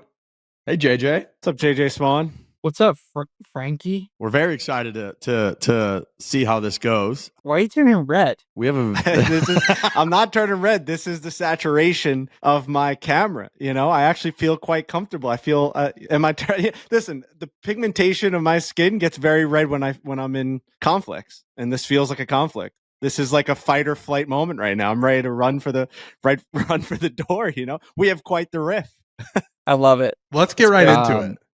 Yeah, we do. There's so much I want to get into. First of all, awesome week out of you. I just want to start Really with that. good. Yeah, You were very good. Thanks, you were Flex. phenomenal. Watching you play out there was great. I said that to you at the airport, but you really made the Players Championship just awesome. I know you didn't quite get it done. I could tell the disappointment on you even. So I want to get into all that. But we have a very funny history on this show. A very funny history. You've had some great comments, some tweets that people were tweeting out while you were in contention. Frankie, of all people, him getting red, responding to it. So we were talking before you joined the show. We kind of did our first half of the show earlier, and we were talking about the history of it. And we didn't fully recall the original segment. You won the 2022 Valero Texas Open. It got you into the Masters tournament the following week.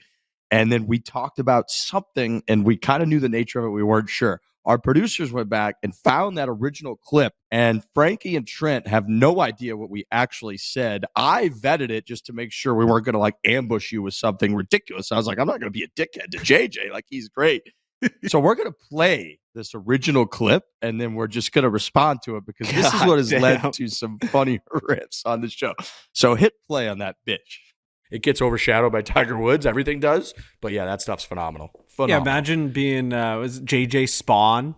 I was watching the Valero Texas Open. The guy had 172 straight starts on the PGA Tour, finally won.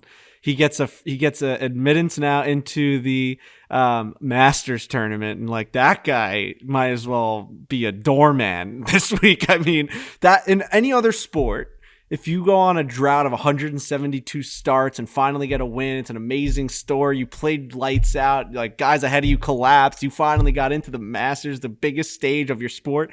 Like, that would be a pretty damn big story in like baseball, hockey, football. That would be highlighted. Tiger Woods rolls into town. You might as well open the door for him, clean his shoes off, and just go pack your bags and get the hell out of here, JJ. You're done. Your week's over already. I'm sorry. I watch him go out and win this, and there's no I'm not trying to throw shade at JJ Spaun. Like, that was an awesome story. Really nice guy. It's just, he's a fucking nobody this week. And like, I'm just trying to highlight how amazing Tiger Woods is. Is that I really fell in love with that JJ Spaun story on Sunday, and then I forgot about his existence on Monday because of Tiger Woods. JJ Spaun would agree with you, I would imagine. He has to. And he would he's say, probably forgot his own existence. And he would say, the reason I made as much money as I did winning the Valero is because Tiger Woods exists.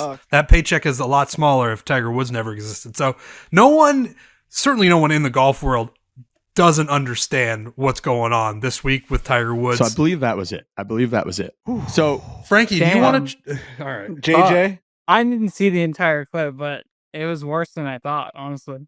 So there's a lot to unpack. I'm gonna say something real quick that I listened to it beforehand, and I do think there's some clips in there where Frankie is like, dude, the story was awesome. I was obsessed with the story. You got to take yourself back into the time of like Tiger Woods. I believe this was his first start since the car accident. People didn't even think he's gonna be able to walk again.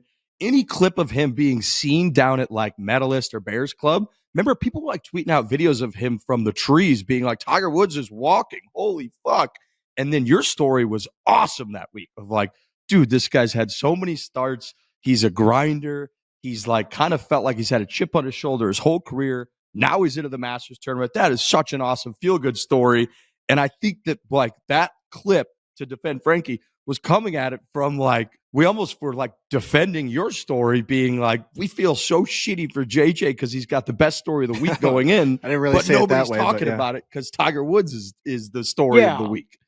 Yeah, I get it. I mean, there's a lot of context missing in the original first clip that I saw, but Frankie, you saved yourself there a couple of times. Like, I appreciate it. But at the same time, I was like, oh, that was a little savage, but no, it totally made sense. You know, I can remember exactly what Tiger was going through at that time, but yeah, definitely was a huge headline. And I get it. You're like kind of changed the focus from my story to just like, it's all about Tiger. It didn't matter who was playing that week, like Scottie and Rory and what they were trying to achieve. And it was just like, damn, we get to see Tiger play in his debut start and how God knows how long. It's all right, Frankie. Like, it's all right. I had to give you a little shit for it to kind of listen, like defend myself. Totally, but like from my point of view, right? I go up there, I watch the Valero. I don't know how many times in my life I've ever watched the Valero. I watch your story. I come on the podcast. I'm all jacked up about it, and then Tiger's going in there, so I'm like, oh, now I got to get jacked up about that. And I think that it's kind of like it's probably the first time I've ever even talked about JJ Spaun in my whole life. I'm like, oh, I won't even think about that. Then we see you at the PGA Championship, and you're like, pizza boy. I'm like, what the fuck did I say to? I'm like, what the fuck did I say to JJ Get him, Spaun? JJ. Get him, JJ. Right? So in my mind, I'm like, what the fuck did I say to JJ Spaun? Like, now I'm like, my back's against the wall. Now you're going to fucking ambush me. Oh, we got every Now clip. All right, JJ, go get him, baby. Let's go, JJ.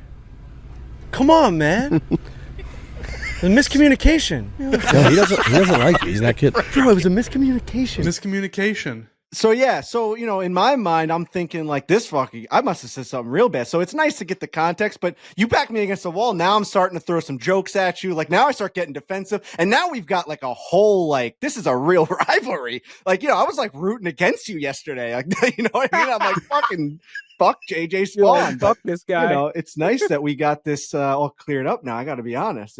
That was a relief off my chest. I'm actually, you know, I'm okay with that clip. Dude, you deserved it. I just flipped you the bird. I mean, you know, I had to make sure that you knew that I wasn't happy. Oh, I knew. We knew every tournament, bro. It got so much so, and to the point where we would walk, and I did the same thing with Brian Harmon, where we would like sometimes get into a riff. I didn't want to walk to your side of the driving range because I'm like, this guy actually hates me. Like, we make jokes. This guy really doesn't like me, and I don't really feel like getting my nose punched at a golf tournament right now. Like, I'd rather keep things cordial. So, you know, if we can move on past that, I'm ready to throw a truce out there. I don't know if you are. I mean, yeah, man. Hey, it's all good. We can settle this. I don't know. You want to play for it? I don't give a shit. We can. Yes. We got we to can do a do match. something where it's like, you know, whatever you want to do, we'll kind of make it this is how it's gonna end. That's it. Come on, man. Yeah, we'll do a match. Beer drinking contest, like whatever. Yeah, I love that. I absolutely love it. We'll do a match, and there's got to be some sort of like loser has to do something. Yeah. Pie me in the face or some stupid shit or something. Dude, losers smack gotta me in like the hold face. the door for the other guy and Yeah, like, clean their literally, you gotta shoes. like loser has to wash their car or some stupid Yes. shit. yes, yeah. I'll be your bitch. Amazing. All right. No, I like that. I like that. I like that we can move forward.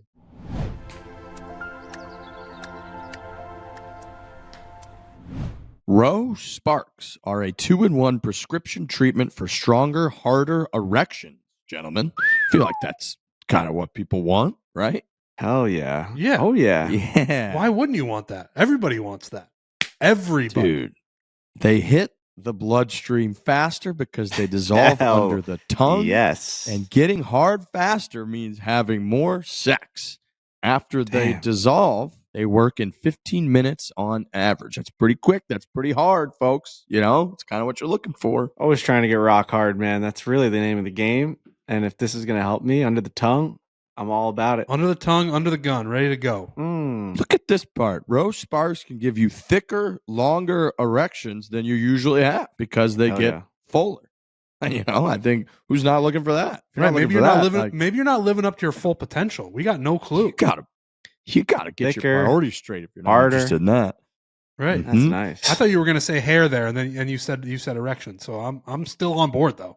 Fully on board. Be ready for play with Rose Sparks. With Rose Sparks, you can get the erection you've always wanted. Rose connects guys with a medical provider 100% online, so there's no awkward conversations with in-person providers. If approved, treatment ships directly to their door. Connect with a provider at ro.co/foreplay to find out if prescription Rose Sparks are right for you. That is ro.co/foreplay, which is perfect, by the way. I love that it's foreplay involved in all this. ro.co/foreplay for $15 off your first order. Get a little $15 off your first order. Hard erections, thicker, longer, great.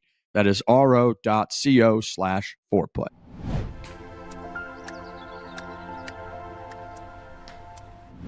I'm glad. I wanted to play the whole clip and get it over with because I thought we could clear the air. I've said it on the show before, but JJ, I see you up at the club all the time. It's like we have a great relationship. I see you on the flight. It was great catching up and just chatting golf and like seeing all the other guys on the plane. The guy that was in front of us giving you like the kudos that day afterwards. It like warmed my heart, being like, dude, this guy was just in the thick of it. We've been hyping up the Players Championship of.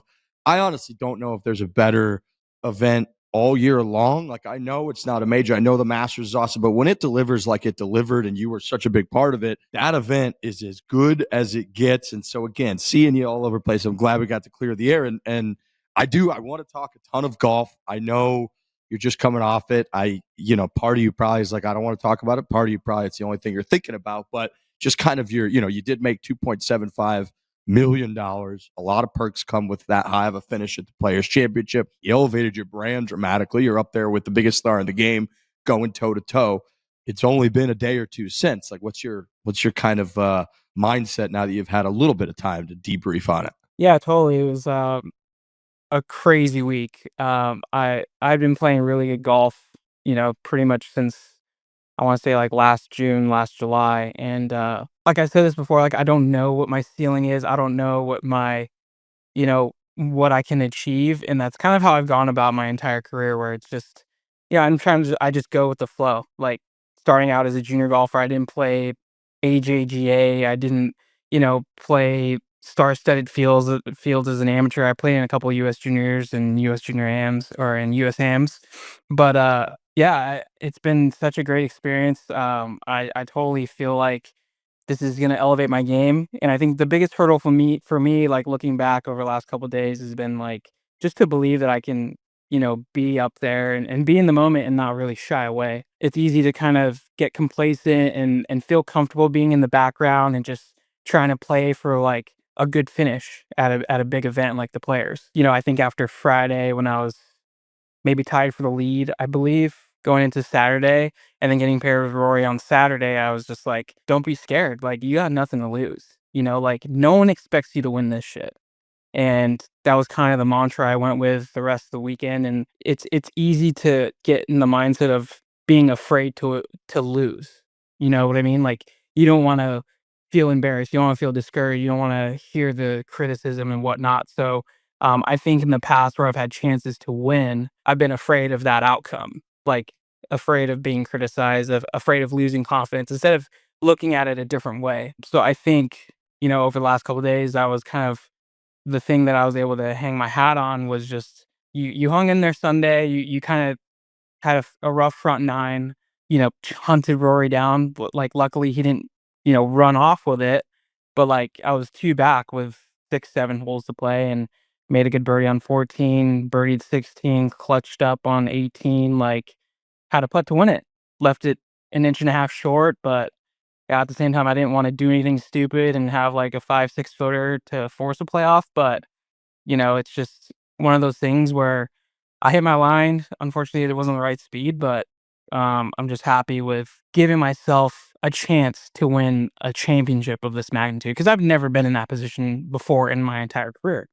I've been tied for leads at regular events, but I'm just glad of the way I composed myself and learned that I can you know have and use this experience to propel myself forward in bigger events to come. Does that mindset change going into a round like that affect the actual way that you're playing the game of golf? Like, are you going for it in two? Are you attacking more aggressive spots than typically you would if you were playing a more defensive style in your mind? Or do you just feel like the moments when you have those putts and those chips, you're just more confident and hitting those with more confidence and better stroke? Yeah, totally. I think over the weekend, it was really like the conditions completely changed. I mean, it was blowing 20 to 25 consistently, gusting over 30 on Saturday and even the first part of Sunday before the weather delay.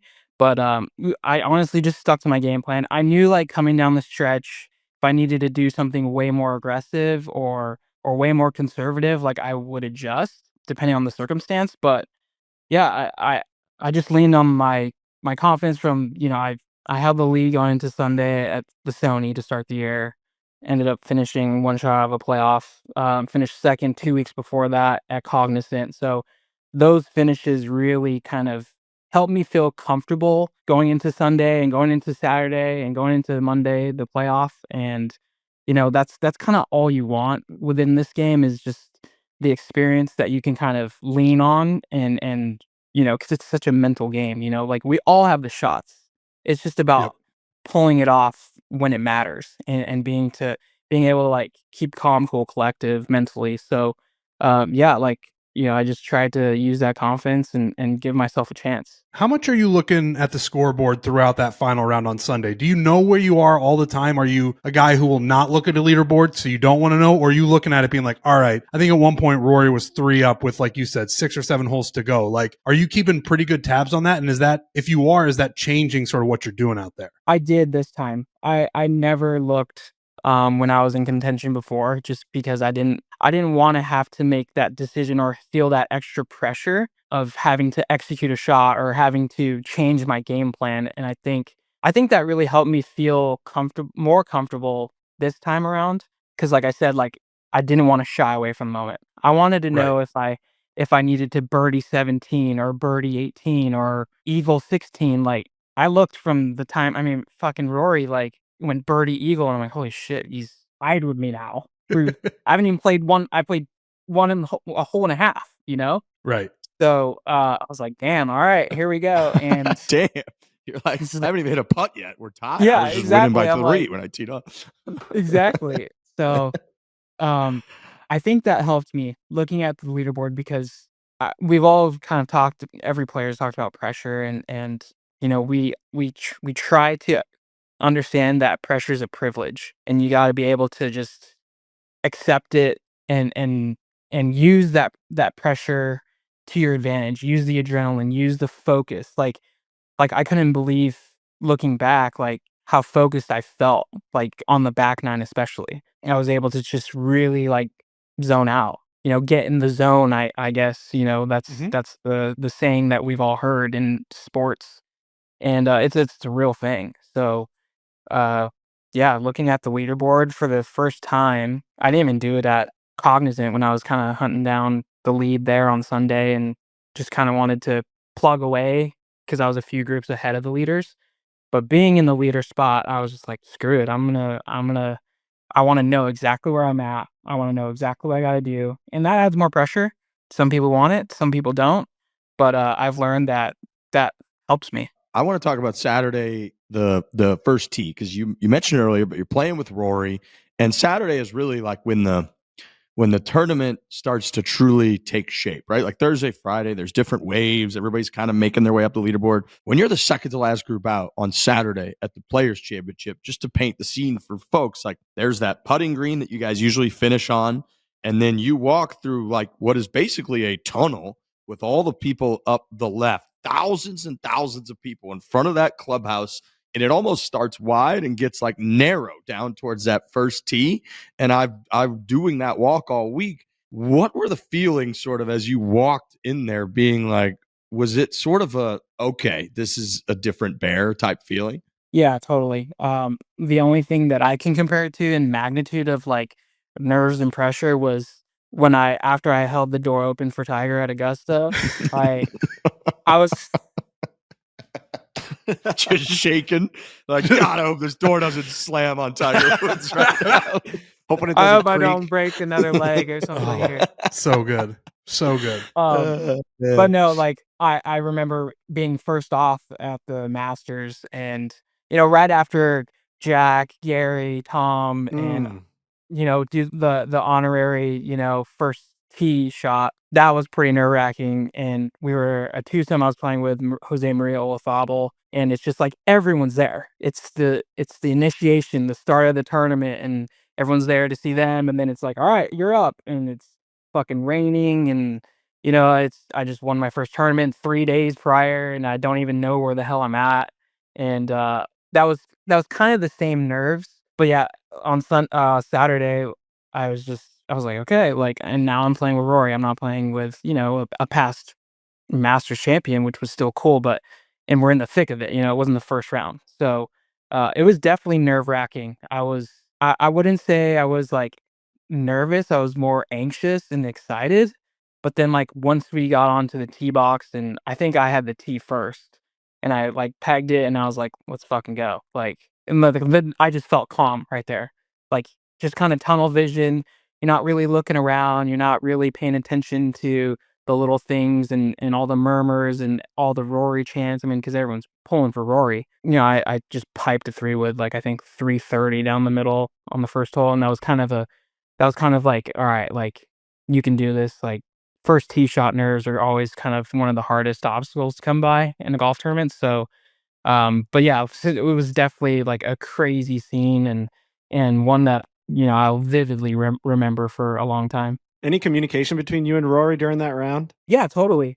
He's super cool. I was talking about like the UK. I know he's Northern Irish, so I asked him if he ever, hangs out in London because my wife's she's got a really good friend that lives out there and loves going there. So over the last couple years, we go on this little vacation in December to the Cotswolds, which is kind of like the countryside. There's all these like little, quaint villages that are really old, and they have like pubs since like the 1700s, and it's just a really cool vibe to like hang out during the holidays. And I asked him about that, and he's like, "Oh yeah, I'm building a house out there," and we kind of like kept it really friendly and light, and then, we chatted a lot until the back nine, and that was it.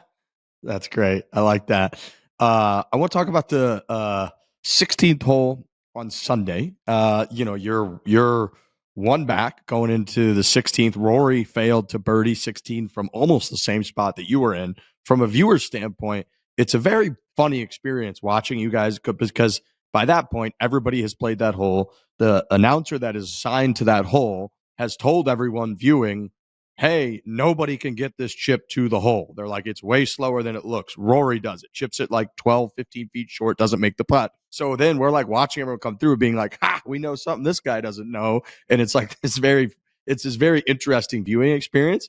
Then you come up, you hit the best chip of the day out of anybody from over there and chipped it down to an inch. What did you know? Did you have a feeling, a sense? Did you watch anything from Rory, anything like that helped you be kind of one of the only guys that was able to get it down to the hole on that huge shot?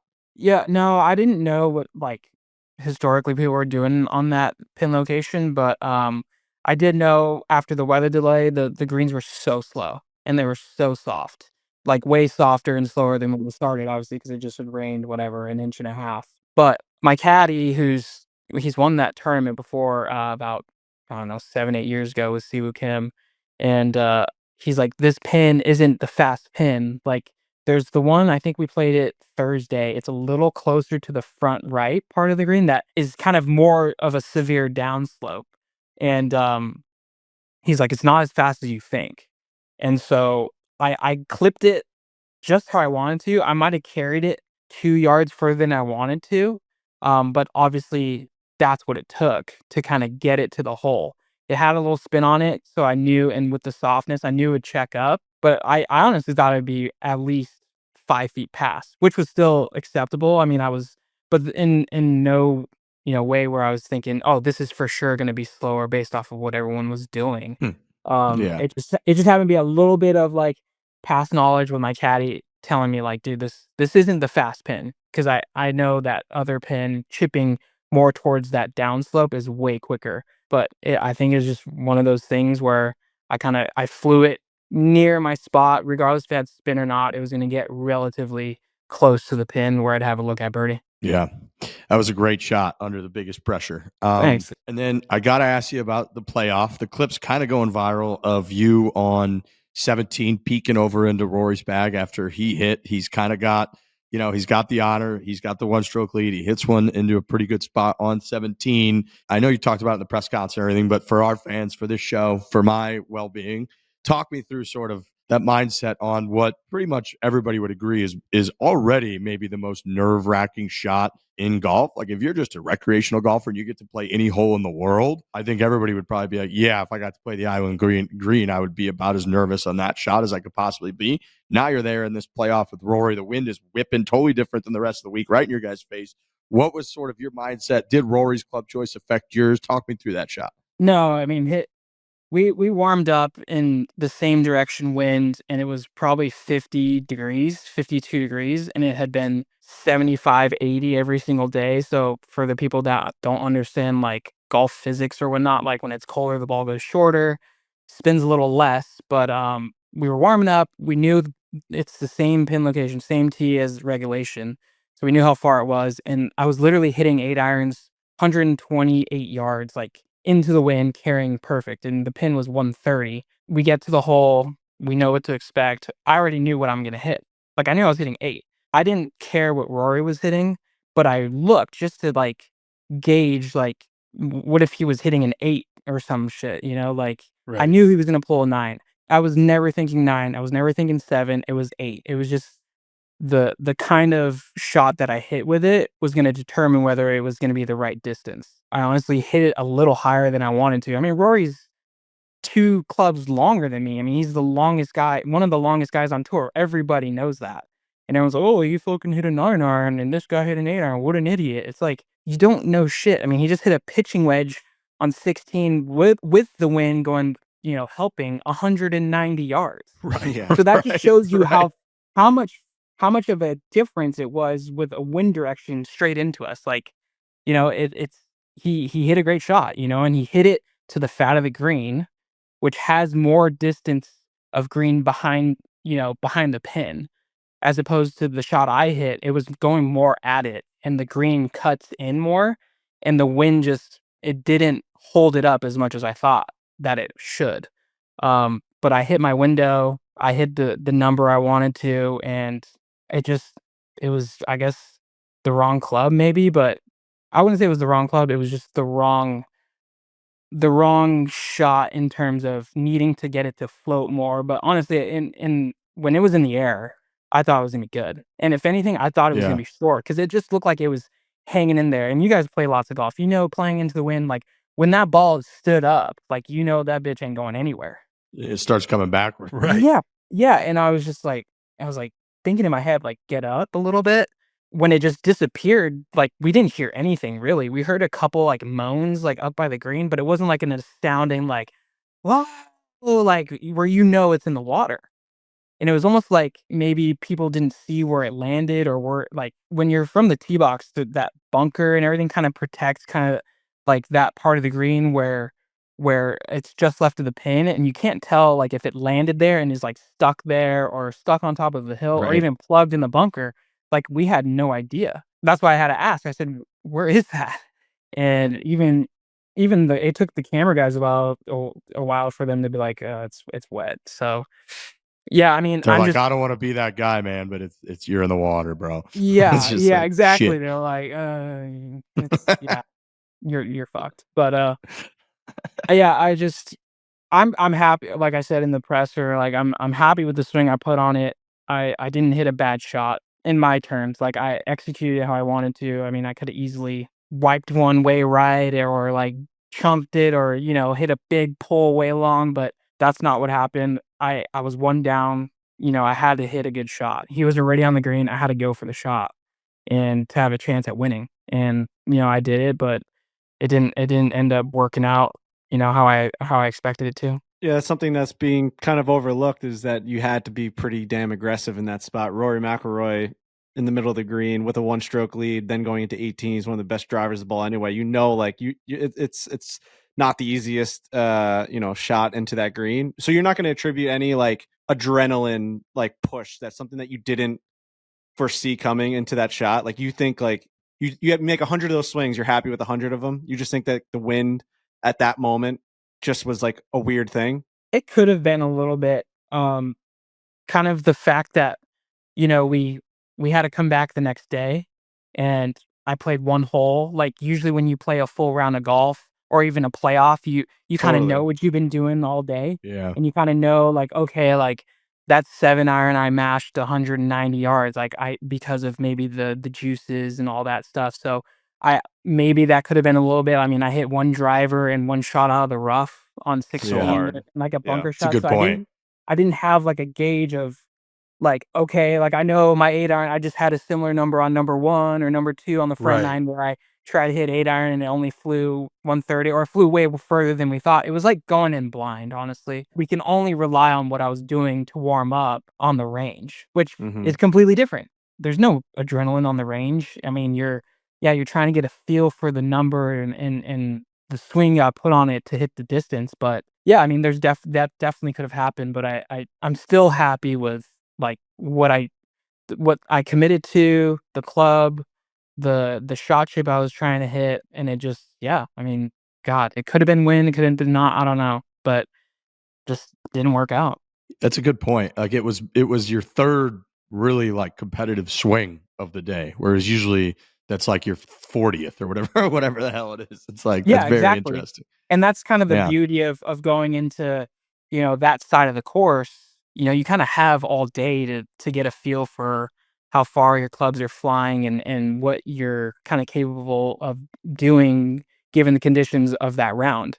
So, but, like, yeah, we had to come back the next day in completely different conditions, almost 30 degrees colder, a different wind direction.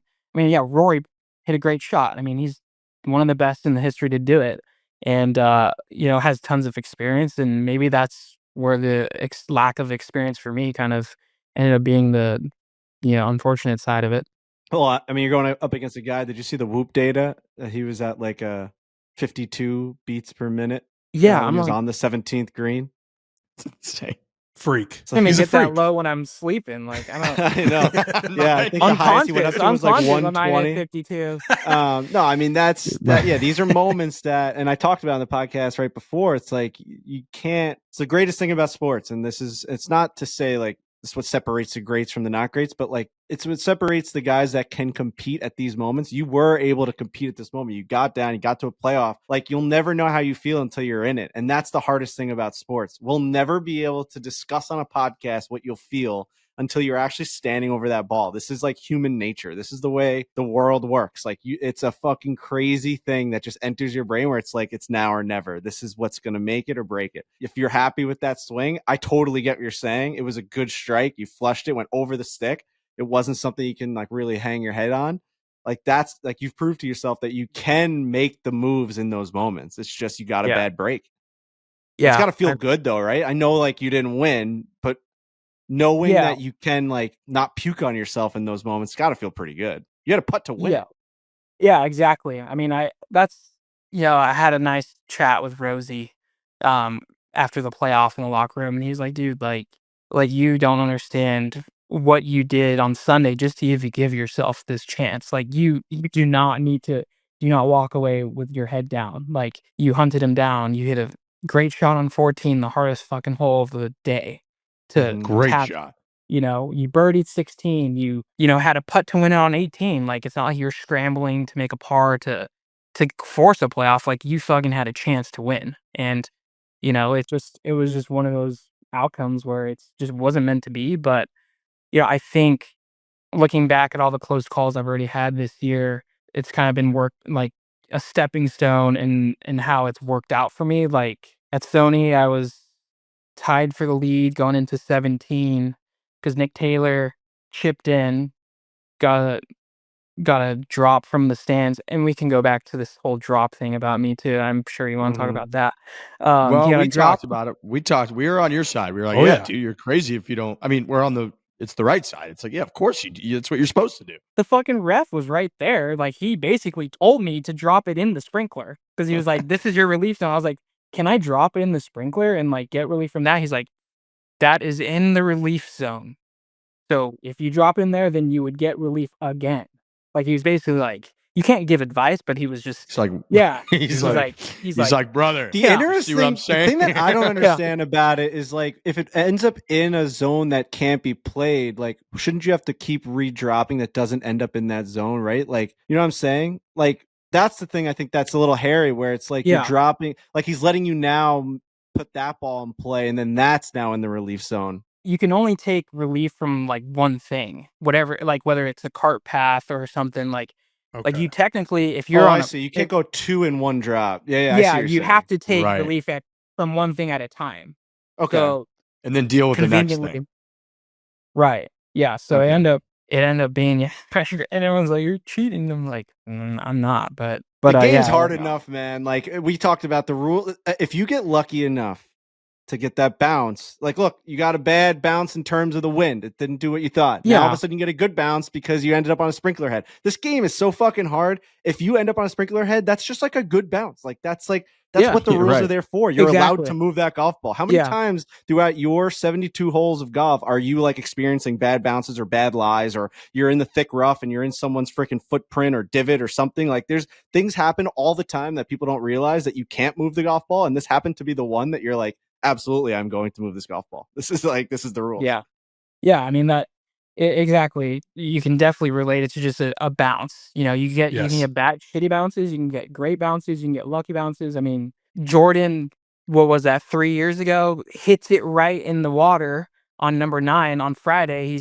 He's got to make birdie, maybe eagle to make the cut. Smokes the dude in the head, bounces in the fairway, makes an eagle. But like JJ Spaun's got nobody following him. That ball's going straight in the water, kind of a thing. So that's just what happens. You know, that's True. just So Nick how it Taylor is. gets that That's so drop, true. right? And like that's Drop what you're into saying. the fringe and he chips in, like, and then there's my chances of winning, you know, a lot harder, a lot slimmer. So, but back to what I was trying to say was I'm kind of learning from each experience. You know, I've never been in a playoff, but I had a chance to win at Sony. I bogeyed 17, should have got up and down easily, and that was kind of like my faltering point coming down the stretch. Whereas this past Sunday, like I learned from that mistake or that experience at the Sony Open where, you know, I should have got up and down and been able to make par or birdie to win on the last hole, but I didn't. So I knew, you know, going into 16, 17, 18, like, you know, hey, like you've been in this position, you went on the wrong side of it. Now just like sack up, you know, you can do it and keep putting yourself in that position and to clutch up and finish, you know, 16, 17, 18, 1 under par, and even parring 18, like that's already one of the tougher holes on the course. Tough tee shot, very intimidating tee shot, pins all the way in the back. Um, that was something that I was able to attribute to the experience at the Sony Open. So now hopefully, you know, this playoff experience, I'll be ready and kind of know what to expect going into another playoff if I ever find myself in that position again. Did Rory say anything to you after the playoff when you were shaking hands, or was it just kind of pleasantries or anything of note? Yeah, no, it was just pretty standard. He was Yeah. just like, "Great playing all week, man. Like, you know, keep doing it. You'll be in this spot again."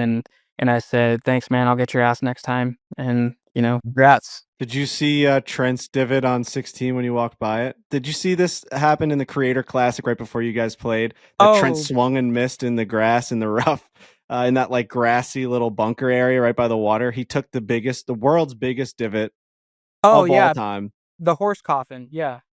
The what? Horse coffin. Like a horse coffin. Like that divot was the size of a horse coffin. Oh, God. I was hoping nobody Never got heard that anywhere before. near that thing during tournament play because I was like, there's definitely still a giant hole down there. But Oh, Nobody yeah. got that close to it, thankfully. But But dude, you gotta be a Uh. strong guy to take a pelt that big. So there we go. Now we're talking. Now we're talking, Good JJ. point. Another good Just point, JJ. a super jacked guy taking a lot of turf out of the ground. love it. But how did you feel like that experience? What you were probably pretty nervous and anxious and for playing that tournament, right? Like As nervous as a person can be. And again, not to compare our experience, my experience with your experience, but the first Shot tee we teed 61, off. dude. No, yeah, we teed off on the 10th hole, and you're right. That first tee shot, that's as nervous as I've ever been. And then once you hit that shot, up until around 16 and 17, you're out there on the golf course, you're playing, you're hitting your own ball, and you're just like, all right, we can do this. But yeah, the first tee, and then 17, I don't know if you saw, I put 4 in the water before I put it on the green. So I was, as nervous as can be. My whoop had very different scores than Rory's in that particular instance. But yeah, man, that's a really, really hard golf course. I don't have to tell you that. And when there's people out there, it just adds a whole different element to it. And I was very nervous. yeah, no, props to you. I mean, you gotta have some balls to be out there and put up a show for everyone. And it's to be honest, like putting non-professional golfers on. Not that there weren't Hacks. any, but like, dude, You that's can call us what we tough. are. Like that'd be like, well, let's go. You gotta take BP against like Shohei Ohtani and see if you can hit a ball. Like, It's exactly what really? I said. It is the beauty of the event. And they also, and we didn't know this until we were about to tee off, where they're like, you're playing from where the professional golfers are playing. You're playing all the way back. And that was the no grind. shit. Oh, dude. Yeah. That was the Oh, grind damn. for me. Because I'm not long off the Oh, tee at damn. all. I'm not long off the tee whatsoever. That's So brutal. those forced carries, I got no chance. On 16, we were getting beat down by the forced carries all day. I took an 8-iron off 16 and I hit it to the left where there was like a little bit of the ground juts out. 140 yards, perfect for me because I'm not clearing. That's 251 forced carry. I'm fucked. Yeah. Fucked. So, Damn, hard golf. that is We- brutal. We used it as like a practice shot. I was like, let's turn 16 into our own driving range and get ready for 17 because we were already 21 over going into that hole. So like we were like, let's just hit an 8-iron. So we hit an 8-iron to a little landing area and then another 8-iron out into the middle of the fairway. And then we hit like a 6-iron down to that grassy knoll. And then that swing and the miss happened. But things didn't really go to our plan. You obviously had a better plan going into the Sawgrass than Trent and I did, but Yeah. not an easy golf course. TPC is built so that the big holes have the big moments. You could feel it. They gravitate you. It's like that horseshoe Totally. that kind of brings you right into just, this is where you make it or break it. And it's, that's why it's one of the greatest tournaments all year. And we love it. And, it definitely delivered. And, yeah, man, you can only be proud of the way you played. That's the only thing you can take away from that thing, man. It's a hell of a week. Thanks, boys. Yeah, no, totally. JJ, I got one last question. Kevin Kisner famously taught us that WOD Wednesday is a thing where the direct deposit hits usually on Wednesday. Have you checked, if that deposit hit yet? I did. I was up early. I'm still a little jet lagged and kind of in the routine of waking up early. So I got a meeting tomorrow at my bank. So I was like, let's just see what it looks like. And yeah, it was there, all of it. Dude, your That's a bank, nice your feeling. bank- Hell yeah, your brother. bank's gonna be like, bro, we gotta have another Yeah. meeting. Yeah, What- they're like, we need look a. at these comments. Can you come in in here. this week? Can you please come in this week? That's Oh, incredible. great, man. Awesome. Well, JJ, you're up to 25th in the official World Golf Rankings. You just cleared almost $3 million. You won kind of the hearts of a ton of golf fans out there, just battling Rory to the end. So very proud of you. It was awesome to watch. Like, you delivered so much good entertainment for us, and then stepping in here and going toe to toe with Frankie, making him a little red was one of the I highlights. was more of the year nervous so for far, that honestly. than the playoff, man. Totally, dude. I felt it. We all felt it. We knew. Everybody felt And of course, it. we're like Everybody felt it. we're born rivals. He comes to this thing with a Dodgers hat on, I have a Yankees hat on. Like, you can't even script that. I was gonna say, I was like, I know you're East Coast New York guy, so Yeah. I had to show Yeah, the World I saw Series it. patch. First thing I saw Yeah. was that patch. No, Yeah, man. I mean, for me, it's like, I when we do this dumb podcast, we're in our rooms, and that podcast, it was during COVID. I was in my parents' I was in my childhood bedroom doing that. So that's like that's such a peek into like we never ever thought that this thing was ever going to get to the level that it's at now, and like where we'd actually be talking to the people that we're talking shit about or making like comments about. And it's you have to live up to it. You have to face the music at some point, but it's also such a cool like pinch me moment for us where it's like, dude, all this shit that we like joke about and like we're just dumb idiots that are so bad at golf that talk about this shit, and now all of a sudden like we have to like explain to you a couple of years later these dumb jokes I was making while I was like, I mean, I probably had my foot in like a foot bath on the bottom of that thing. I was living in a fake world in my parents' like upstairs little loft, and it's just cool that we've gotten to this point where we're able to talk to the guy that went to a toe to toe in a playoff at the Players, and I'm glad that we kind of hashed it all out, and just thanks for being cool about it. Yeah, Ron, no issue. You guys have done a great job kind of relating to the everyman golfer, everyday golfer, like, because we all do the same shit. We talk shit about everyone, Right. we I think it's different, seeing a different perspective on golf than your traditional, gentleman etiquette, this is how it's got to be. And that's why you guys have done so well. So keep it up. Keep up the shit talk. I love it. And we'll run it back again here soon. Right, JJ versus Frankie coming to a TV screen near you. Let's get that match on the books. Let's get that match on the books. You ran into a Congrats, buzz, JJ. we're Tiger fanboys. We wear our knee pads for Tiger. So anyone that was in that situation was going to end up being on the other side of what I was going to say. So don't take that one personally. You're the man, JJ. All right, bro. I appreciate it, man. All right, boys. Take care. Good to see you guys. Thank you, JJ. We'll see you down the road. All right. See you, man. Thank you.